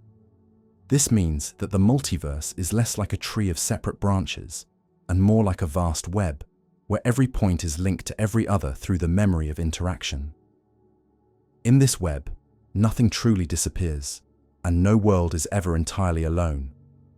If this is true, then even our consciousness, our experience of being here now, might be entangled across worlds. Perhaps what we call identity is not confined to a single branch, but spread across many, coexisting as overlapping patterns of information. Each version of us, in every universe, might resonate faintly with the others. Our choices, our emotions, our intuitions might carry the faint vibration of those unseen selves. Science cannot prove this, but the mathematics does not forbid it. The wave function encompasses everything, and everything at some level remains connected. This interpretation changes the emotional texture of the multiverse. It is no longer a collection of cold, mechanical copies, but a living continuum. Each world contributes to the totality of existence, just as each cell contributes to a living organism. The many worlds are not rivals but relatives, bound by shared origin and endless transformation. To exist in one branch is to be part of all of them, even if we can never cross the boundaries. The cosmos becomes a vast, breathing entity, exploring every possible version of itself. And yet, this realization does not end the unease. If all worlds are connected, then every act of observation reverberates across the fabric of the multiverse. Every measurement, every thought, every choice becomes part of the universal wave, influencing not just our world, but countless others. The idea that our actions might ripple through infinite realities is both empowering and unbearable. It suggests that existence is not local, that the consequences of awareness reach farther than imagination. But perhaps the most haunting aspect of all is this. Even in a universe of infinite worlds, we experience only one. We cannot see the others, cannot speak across the divide. We live within our branch, blind to the infinity surrounding us, aware only of the faint echoes that science translates into mathematics. The silence of the multiverse is the silence of a song too vast to hear. The many worlds interpretation answers one question and replaces it with 1,000 others. It tells us why the wave function never collapses, but it cannot tell us why we find ourselves in this particular world, this particular moment, reading these particular words. The mathematics describes the structure, but not the experience. Somewhere beyond the equations lies the missing piece, the mystery of consciousness, the bridge between probability and perception, between the infinite and the singular. And so, we return to the one phenomenon that defies distance and separation, the quantum bond that connects everything to everything else. It is the next step in this unraveling story, the phenomenon Einstein once called spooky action at a distance. It is the thread that ties the multiverse together and the key to understanding why nothing, not even reality itself, can exist in isolation. Two particles are born together in a single flash of energy. For the briefest moment, they are one system, two ripples in the same invisible field, born from the same vibration. Then they move apart. One drifts left, the other right, light years of distance eventually stretching between them. And yet, in a way that seems impossible, they never truly separate. Measure one, and you instantly know the state of the other. Twist the spin of one, and the other responds as if it feels your touch. No signal passes between them, no message crosses the void. Their connection defies the limits of space and time. This is quantum entanglement, and it is one of the most mysterious truths ever discovered. Albert Einstein hated it. He called it spooky action at a distance, a phrase that carried both fascination and disgust. For Einstein, the universe had to be local, meaning that nothing could influence something else faster than the speed of light. Locality was a cornerstone of relativity, the principle that the fabric of space-time itself sets the ultimate speed limit for information. But entangled particles ignored that rule. When one particle is measured, the other reacts instantly, no matter how far apart they are. It is as though the universe itself skips the distance, as though separation is only an illusion. Einstein believed there must be hidden variables, unseen properties that determined the results in advance. In his view, the particles carried their instructions from the moment they were created, so that when we finally measured them, we only revealed what was already fixed. But decades later, physicist John Bell devised a test to decide whether Einstein's view was correct. Bell's theorem showed that if hidden variables exist, their predictions must obey specific mathematical limits. If experiments break those limits, then the universe is truly non-local, connected in ways no classical model can explain. The tests were performed again and again. Photons were sent in opposite directions, their polarizations measured by detectors miles apart, then across entire cities, and eventually across satellites orbiting Earth. Each time, the results broke Bell's limits. The hidden variables did not exist. Entanglement was real. The universe does not respect locality. It behaves as though information is not transmitted but shared, as though distance does not separate but folds. The two particles, though light years apart, are still parts of a single quantum system. To understand this, we must abandon the notion that particles are independent objects. Entangled particles are not two things. They are one wave function extended through space. Measurement does not send a signal from one to the other. It affects the entire system at once. What happens to one is not communicated to the other. It already belongs to both. Space does not divide them because, at the quantum level, space itself may be secondary. Entanglement seems to suggest that the universe is fundamentally holistic, a seamless fabric where parts are not truly separate. This realization shakes the foundation of what we call reality.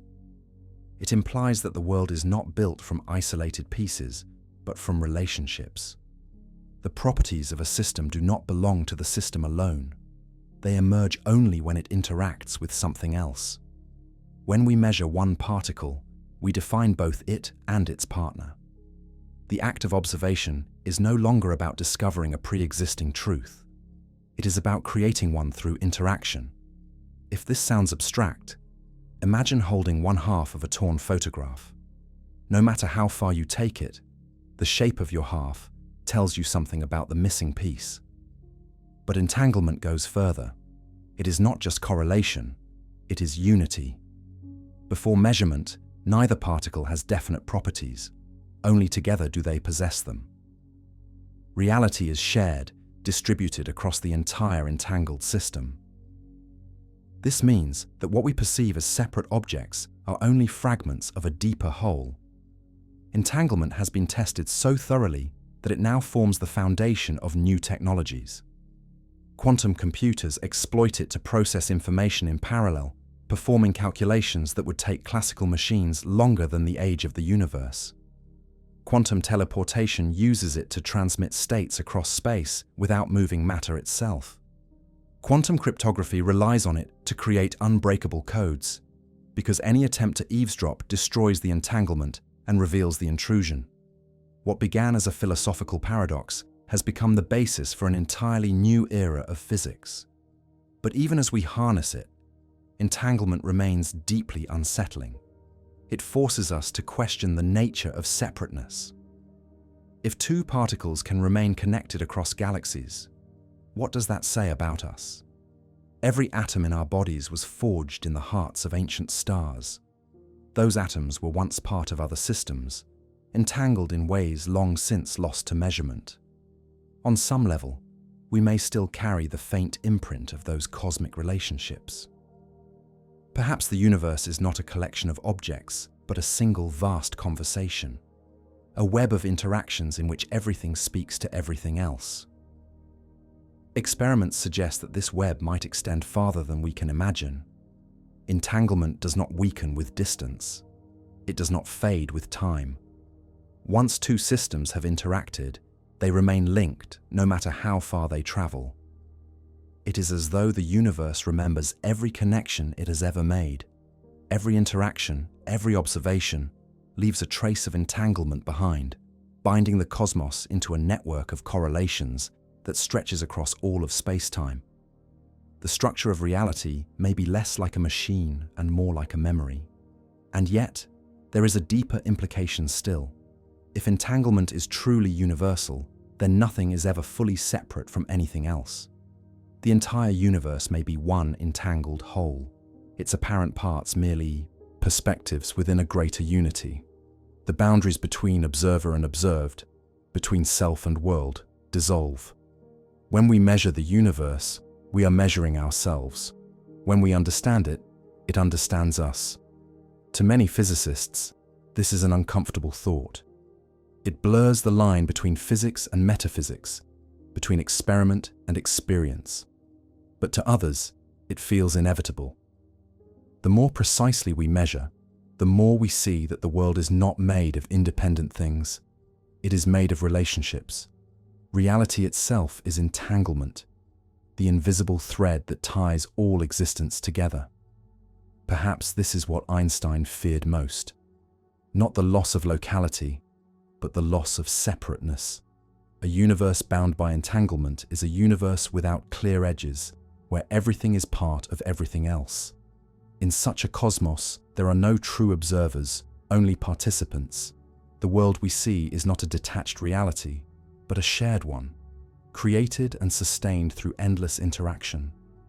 And if entanglement reaches beyond space, beyond time, then perhaps it reaches beyond death itself. The atoms that once made us, the light that once touched us, the patterns of information that define our consciousness, all are threads in this universal web. Nothing ever vanishes completely. It only becomes entangled in new ways. In the next step of our journey, this strange web of connection will take us to an even more disturbing place. Experiments that suggest the act of measurement does not only affect space, but time itself.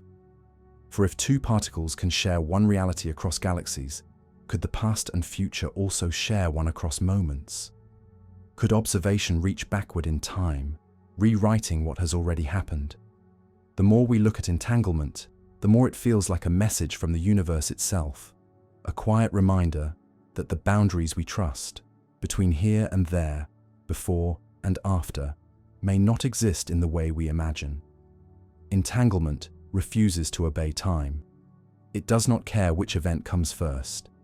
It links outcomes in a way that is symmetrical, as though cause and effect have been folded into the same page of reality. When two particles become entangled, their connection is not sent through time. It is written into the structure of existence from the start. To understand this, imagine two photons that were once part of the same event. One travels across a laboratory, the other across the stars. Billions of years may pass before either is measured. Yet the moment one is observed, the other's state is fixed. It is as if the measurement does not reach across space to inform its partner, but instead reaches across time, back to the moment they were born, rewriting the entire history of their shared existence. In quantum physics, this timeless link is not forbidden. The equations are time-symmetric, meaning that they do not distinguish between past and future. What changes when we observe something is not the past itself, but our knowledge of it. Yet, entanglement blurs that line until it becomes meaningless. The correlations between entangled particles remain perfect, no matter how far apart they are or how long they have been separated. The universe behaves as if the distinction between past and present is only a trick of perspective. This leads to one of the most startling insights in modern physics: the idea that time may be an emergent phenomenon, not a fundamental one. In classical thinking, time is the river that carries all events forward. In the quantum world, it is more like a shadow cast by correlations. The flow of time arises from the way systems become entangled with their surroundings, losing coherence and giving rise to the illusion of sequence. In this view, entanglement does not occur within time. It creates time. The experiments that revealed this are subtle but profound. When physicists send pairs of entangled photons through complex arrangements of mirrors and beam splitters, they find that the order of measurements does not matter. The outcome is the same whether one particle is measured before or after the other. The correlation is fixed beyond the sequence of events. It is as if both measurements occur at once, their results determined by a single, timeless reality. This has inspired a radical way of thinking about the universe. Perhaps the cosmos is not a story unfolding through time, but a vast, static pattern of correlations. Every event that has ever happened or will happen already exists within this pattern, connected through entanglement. What we experience as the passage of time is simply the unfolding of our limited perspective through that network. Each moment is a cross-section of a greater whole, a frame in the eternal structure of reality. If that sounds metaphysical, it is only because our language struggles to describe it. Quantum mechanics does not tell a story of moving objects. It describes probabilities and relationships. Entanglement is the grammar of that story. It says that the universe is not built from things, but from connections, and those connections extend across everything we know: space, time, matter, and even thought. Consider this: when you observe an entangled system, you become part of its entanglement. The act of measurement does not simply reveal information, it embeds you in the same quantum network. In a sense, your mind becomes correlated with the outcome. This is not poetry, it is physics. Observation means interaction, and interaction means entanglement. Every time you look, touch, or think, you weave yourself deeper into the quantum fabric. From this perspective, consciousness is not separate from the universe, but an extension of it. Awareness is what happens when the cosmos observes itself.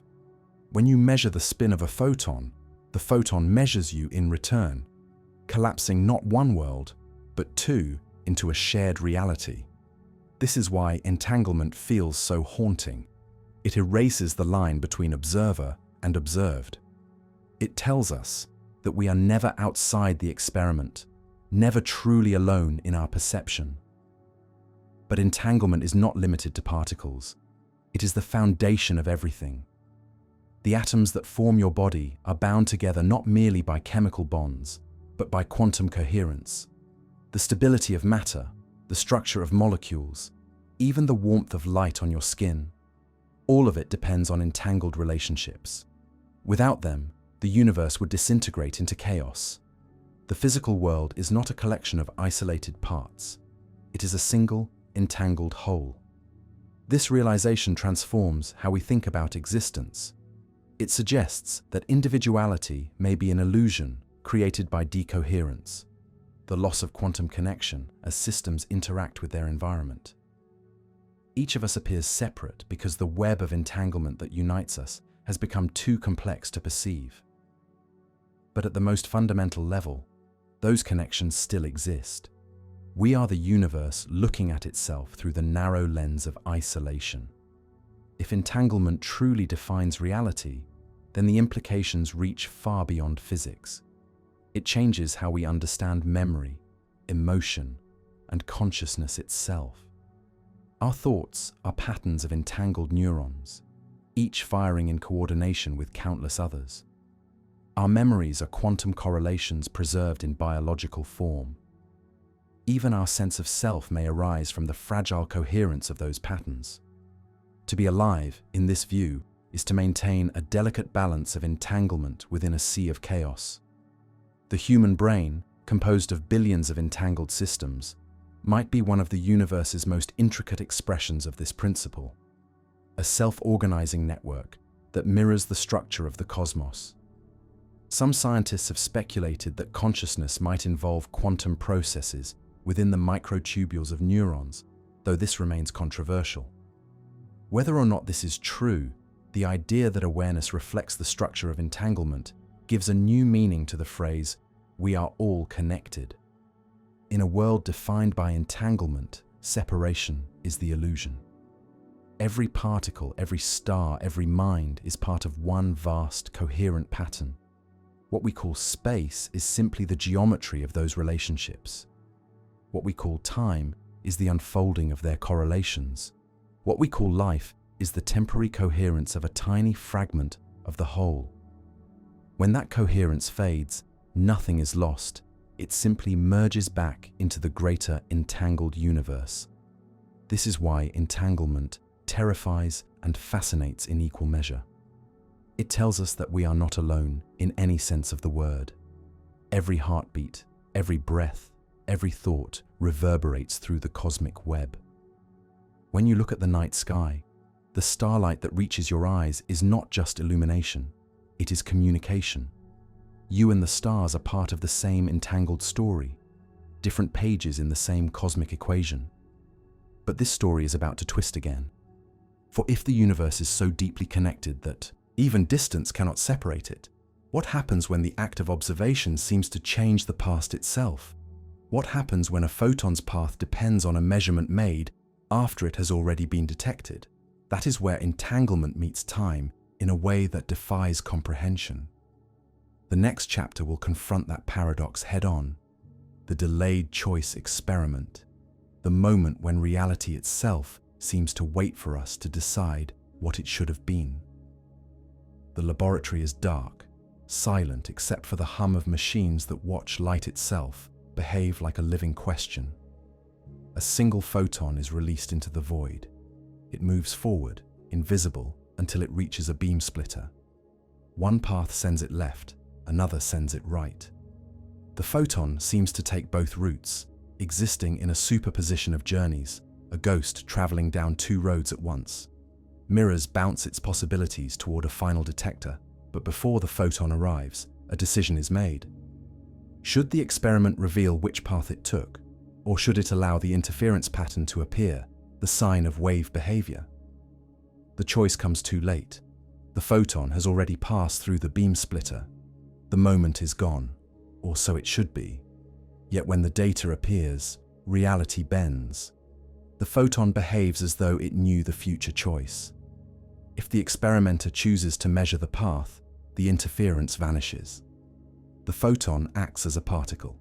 If the experimenter allows the interference, it behaves as a wave. The decision, made after the photon's journey, seems to reach backward in time, rewriting what the photon did before the choice existed. John Archibald Wheeler called it the delayed choice experiment. His idea was that quantum reality does not decide what happened until the moment we ask. The universe, he suggested, is not a story told in sequence. It is a web of possibilities that crystallize only when observed. The past in this picture is not fixed. It is waiting, pliable, undefined until the question is asked. When we choose how to look, we shape not only the outcome, but the history that led to it. This idea feels impossible because we live in a world of cause and effect. We are used to thinking that the past determines the present. But quantum physics whispers something else. The present may determine the past. In the equations, time is not a flowing river. It is a mirror, and observation is the act that decides what the reflection looks like. Wheeler himself once said, "No phenomenon is a phenomenon until it is an observed phenomenon." The universe, in that haunting phrase, waits to exist until it is witnessed. Physicists have repeated versions of this experiment with photons, electrons, even atoms, and each time, reality responds to our curiosity as though listening. The outcome depends on questions asked after the event should be settled. Some versions use entangled photons separated by kilometers, one detected instantly, the other delayed. The correlation between them remains perfect, as if they share information outside of time itself. Nothing travels faster than light, yet the results are connected. The language of causality breaks down, replaced by something more fundamental: coherence, timelessness, connection. To live in such a universe is to realize that the laws of cause and effect are not foundations but emergent illusions, patterns built from deeper relationships. Time, as we experience it, might be the way consciousness navigates a structure that already exists in its entirety. The future does not follow the past. They coexist, intertwined like threads in a tapestry. What we call choice might be the moment we align ourselves with one of those threads, giving it meaning. And if this is true, if the future and past are connected through observation, then perhaps consciousness is the bridge between them. Awareness, like entanglement, might not be bound by time. Each act of perception could ripple both forward and backward, sculpting the path we believe we traveled. In this view, free will and destiny are not opposites. They are reflections of the same quantum process, viewed from inside time. The delayed choice paradox invites an even darker possibility, that the universe does not exist until it is observed, and that the act of observation does not just reveal, but defines. Reality might be participatory in a literal sense. The cosmos becomes a vast, ongoing experiment in which observers and observed are inseparable, each creating the other across time. Wheeler once imagined the universe as a self-excited circuit, where observation at the present moment shapes the entire history of the cosmos. The observer and the observed are part of one feedback loop that closes upon itself, timeless and complete. This is where physics crosses into something almost spiritual, though still entirely scientific. The equations of quantum mechanics do not forbid such a view. They remain silent on the nature of observation, offering no clue to why or how measurement turns possibility into actuality. What they reveal, again and again, is that reality waits for questions to be asked. The answers, in turn, depend on the questions themselves. The universe is a mirror that changes when you look at it. But this realization comes at a cost. It strips away the comfort of an objective world existing independent of perception. It suggests that certainty, causality, and time itself are not fundamental truths, but convenient illusions born from entanglement. The deeper we peer into quantum reality, the more it seems that everything we know about existence, space, time, matter, self, is only a surface, the shadow of something deeper and stranger. The next step is to face that strangeness directly.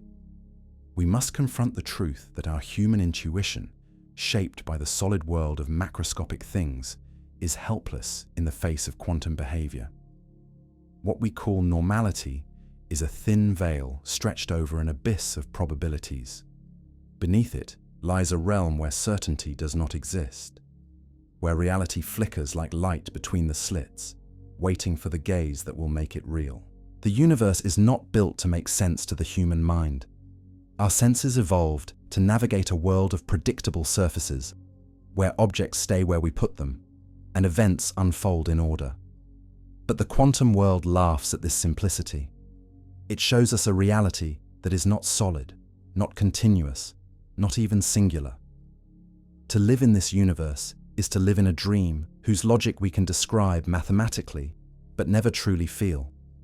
When we reach for intuition, we find it breaks apart. How can something be in two places at once? How can information travel without traveling? How can the act of looking change what is there to be seen? The quantum world forces us to abandon the habits of the macroscopic. It demands a new language, a way of thinking that does not rely on solidity, continuity, or certainty. Heisenberg's uncertainty principle tells us that we can never know both position and momentum exactly. This is not a flaw of measurement, it is a law of nature. The more precisely we know one property, the less precisely we can know the other. It is as though the universe has built its own barrier against total knowledge. At the deepest level, there are no sharp edges, only probabilities. Einstein rebelled against this. He once said, "God does not play dice." But quantum mechanics insists that the universe does play dice, beautifully, precisely, and without mistake. The outcome of each roll is unpredictable, yet the statistics are perfect. Over countless experiments, the patterns emerge exactly as the equations predict. The randomness is real, but it is a disciplined randomness, one that obeys the strange symmetry of the wave function. To the human mind, randomness feels like chaos. But in quantum mechanics, it is the very fabric of order. Reality does not collapse into meaning until observation forces it to. Between those moments, the world exists as a shimmering field of possibility. This is why quantum mechanics is both terrifying and liberating. It tells us that nothing is fixed until it is perceived, that the world is born anew each time we look. Some interpretations go further. They claim that quantum mechanics does not describe the world itself, but our knowledge of it. According to cubism, a modern interpretation, quantum probabilities represent beliefs, not objective properties.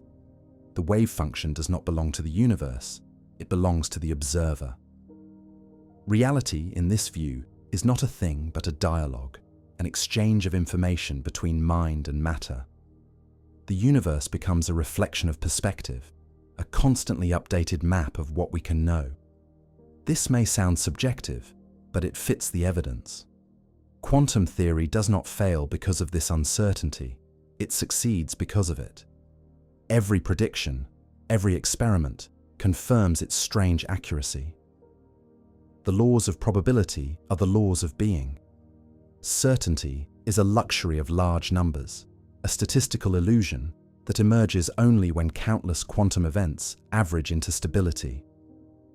The macroscopic world feels solid because it is built from a billion uncertain things, each too small to disturb the whole.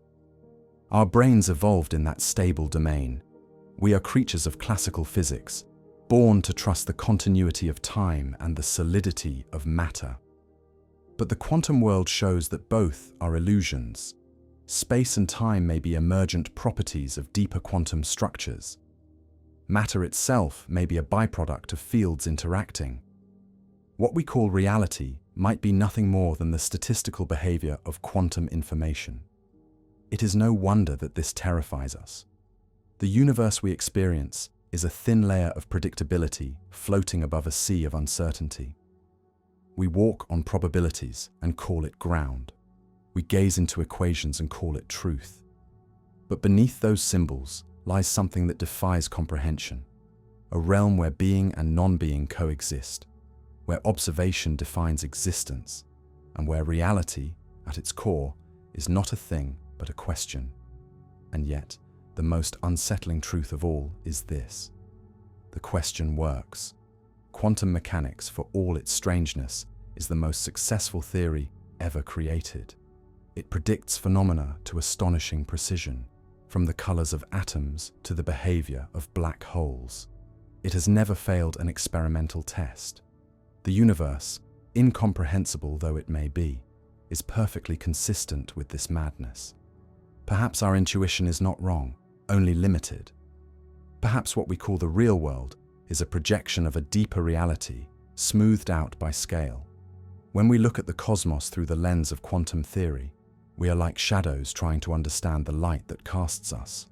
The next step is to see what happens when that light expands, when the quantum rules that govern particles begin to touch the macroscopic world of human experience.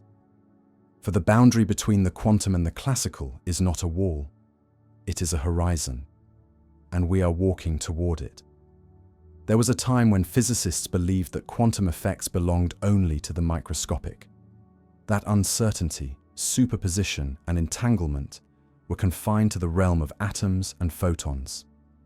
But the deeper we look, the more that boundary fades. The universe, it seems, is quantum all the way up. Experiments now show quantum interference in large molecules, hundreds, even thousands of atoms moving together as a single wave. Physicists have cooled tiny mechanical mirrors close to absolute zero and watched them vibrate in superposition, existing in two states at once.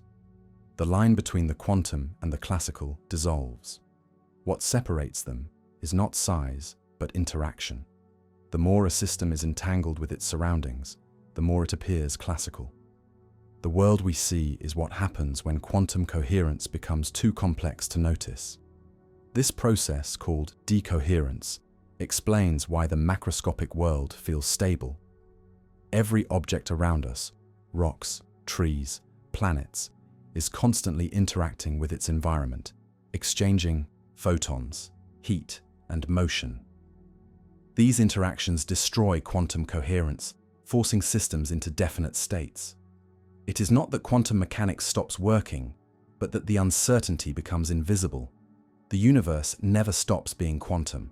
We simply stop being able to see it. But what if we could see it? What if quantum effects were scaled up to human size? Experiments with superconducting circuits and ultra-cold systems suggest that such macroscopic quantum states might not only exist, but be controllable. In laboratories, scientists have created quantum bits, qubits, that can exist in multiple states simultaneously. When linked together, they form quantum computers capable of solving problems that classical machines could never approach. The same principles that govern electrons and photons can govern entire systems, even ones large enough to see. This realization has profound implications. It means that the rules of the quantum world do not end where our intuition begins. They extend upward, shaping everything we call reality. Even black holes, those cosmic abysses of gravity and time, might be governed by quantum entanglement. The information paradox, the question of whether information is lost when something falls into a black hole, finds its answer in quantum theory. Information, the equations say, is never destroyed. It is encoded in the entanglement between the black hole and the radiation it emits. In the deepest sense, the entire fabric of space and time may arise from entanglement. Physicists studying quantum gravity have discovered that the geometry of space-time itself can emerge from patterns of quantum correlation. What we experience as distance may be nothing more than a measure of how strongly two regions of the universe are entangled. The cosmos, in this view, is not built from matter or energy, but from information. If this is true, then we have reached the edge of an ancient dream, that the universe is a single equation, a vast quantum system unfolding according to its own internal logic. The solidity of the world is an illusion born from coherence. The flow of time is an illusion born from entanglement. The universe is a computation, running not in space, but in the space of possibility itself. This brings us to the question that no theory can avoid, the one that lingers in every equation like a shadow. If the universe behaves like a computation, could it actually be one? Could reality itself be a simulation, a quantum process calculating its own existence? It begins with a whisper in the equations, patterns that look suspiciously like code. In the 1990s, theoretical physicist James Gates discovered strange mathematical structures buried in supersymmetry, patterns identical to error-correcting codes used in computer science. These codes are designed to preserve information against noise, to keep data stable as it travels through fragile systems. But in the language of physics, they appear naturally, woven into the equations that describe reality. It is as if the universe protects its own information, as though existence itself runs on the logic of computation. This led to an unsettling idea. What if reality is not continuous but discrete, not analog but digital? Every quantum of energy, every bit of space, every tick of time might represent the smallest possible unit of information. The universe would then be a quantum computer, processing data according to physical laws. Matter, energy, and consciousness would be manifestations of that computation, patterns within an infinite program. Philosopher Nick Bostrom formalized this as the simulation hypothesis. He argued that if advanced civilizations can simulate entire universes with conscious beings inside them, then it is statistically more likely that we are inside one of those simulations than in the original physical world. The logic is unsettlingly simple. If simulations are possible, they will outnumber reality itself. Quantum mechanics lends eerie support to this idea. The probabilistic nature of the wave function, the discreteness of energy levels, the information conservation in black holes, all resemble properties of digital computation. The universe seems to store and process information with perfect efficiency. The Planck length and Planck time, the smallest possible scales of measurement, might represent the pixels and clock cycles of the cosmic processor. If this sounds like science fiction, remember that the quantum world already behaves like a computation. The equations describe states, transformations, and outcomes with mathematical precision, much like an algorithm. The only difference is that we are part of it, running inside the code. Every observation, every thought, every choice could be a calculation performed by the universal machine. But even if we are simulated, what difference would it make? To the inhabitants of a simulation, the simulated world feels as real as any other. The laws of physics remain consistent. The experience of consciousness remains vivid. Reality, simulated or not, still exists for those within it.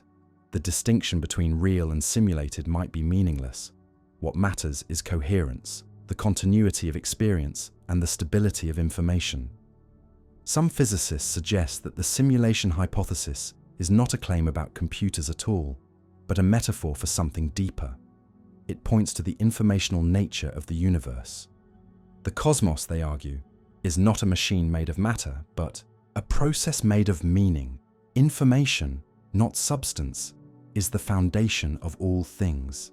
If this is true, then the universe is not something we live in, it is something we participate in. Every conscious observer, every act of awareness, contributes to the processing of reality. We are both the output and the operators of the cosmic computation. The act of observation is the act of running the code. And perhaps that is the final twist.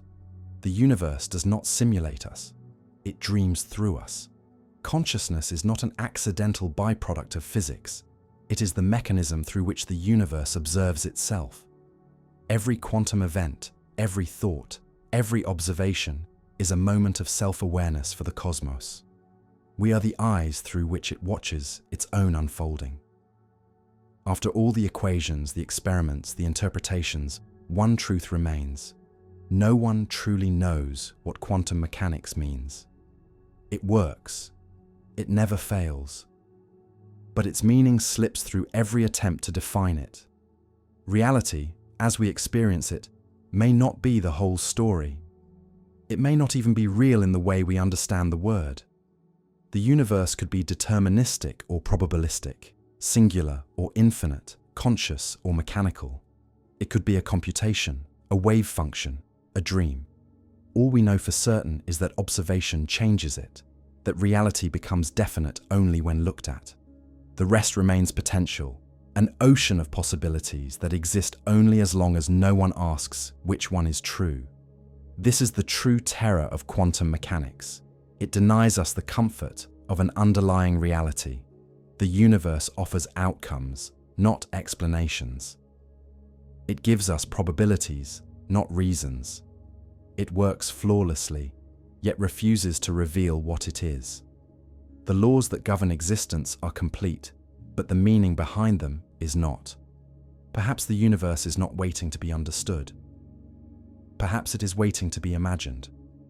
Each act of imagination, each observation, collapses infinity into one fragile reality, a moment of coherence in an endless sea of potential. We are not outsiders studying the cosmos. We are the cosmos dreaming of itself. Somewhere, beyond the reach of thought, the wave function still hums, infinite and uncollapsed. Every possibility still exists, every photon still passing through every slit, every universe still branching, every consciousness still awakening to the same eternal question. What is real? Perhaps the answer is simple. Reality is whatever observes itself. And in that single act of observation, the universe becomes whole, if only for a moment.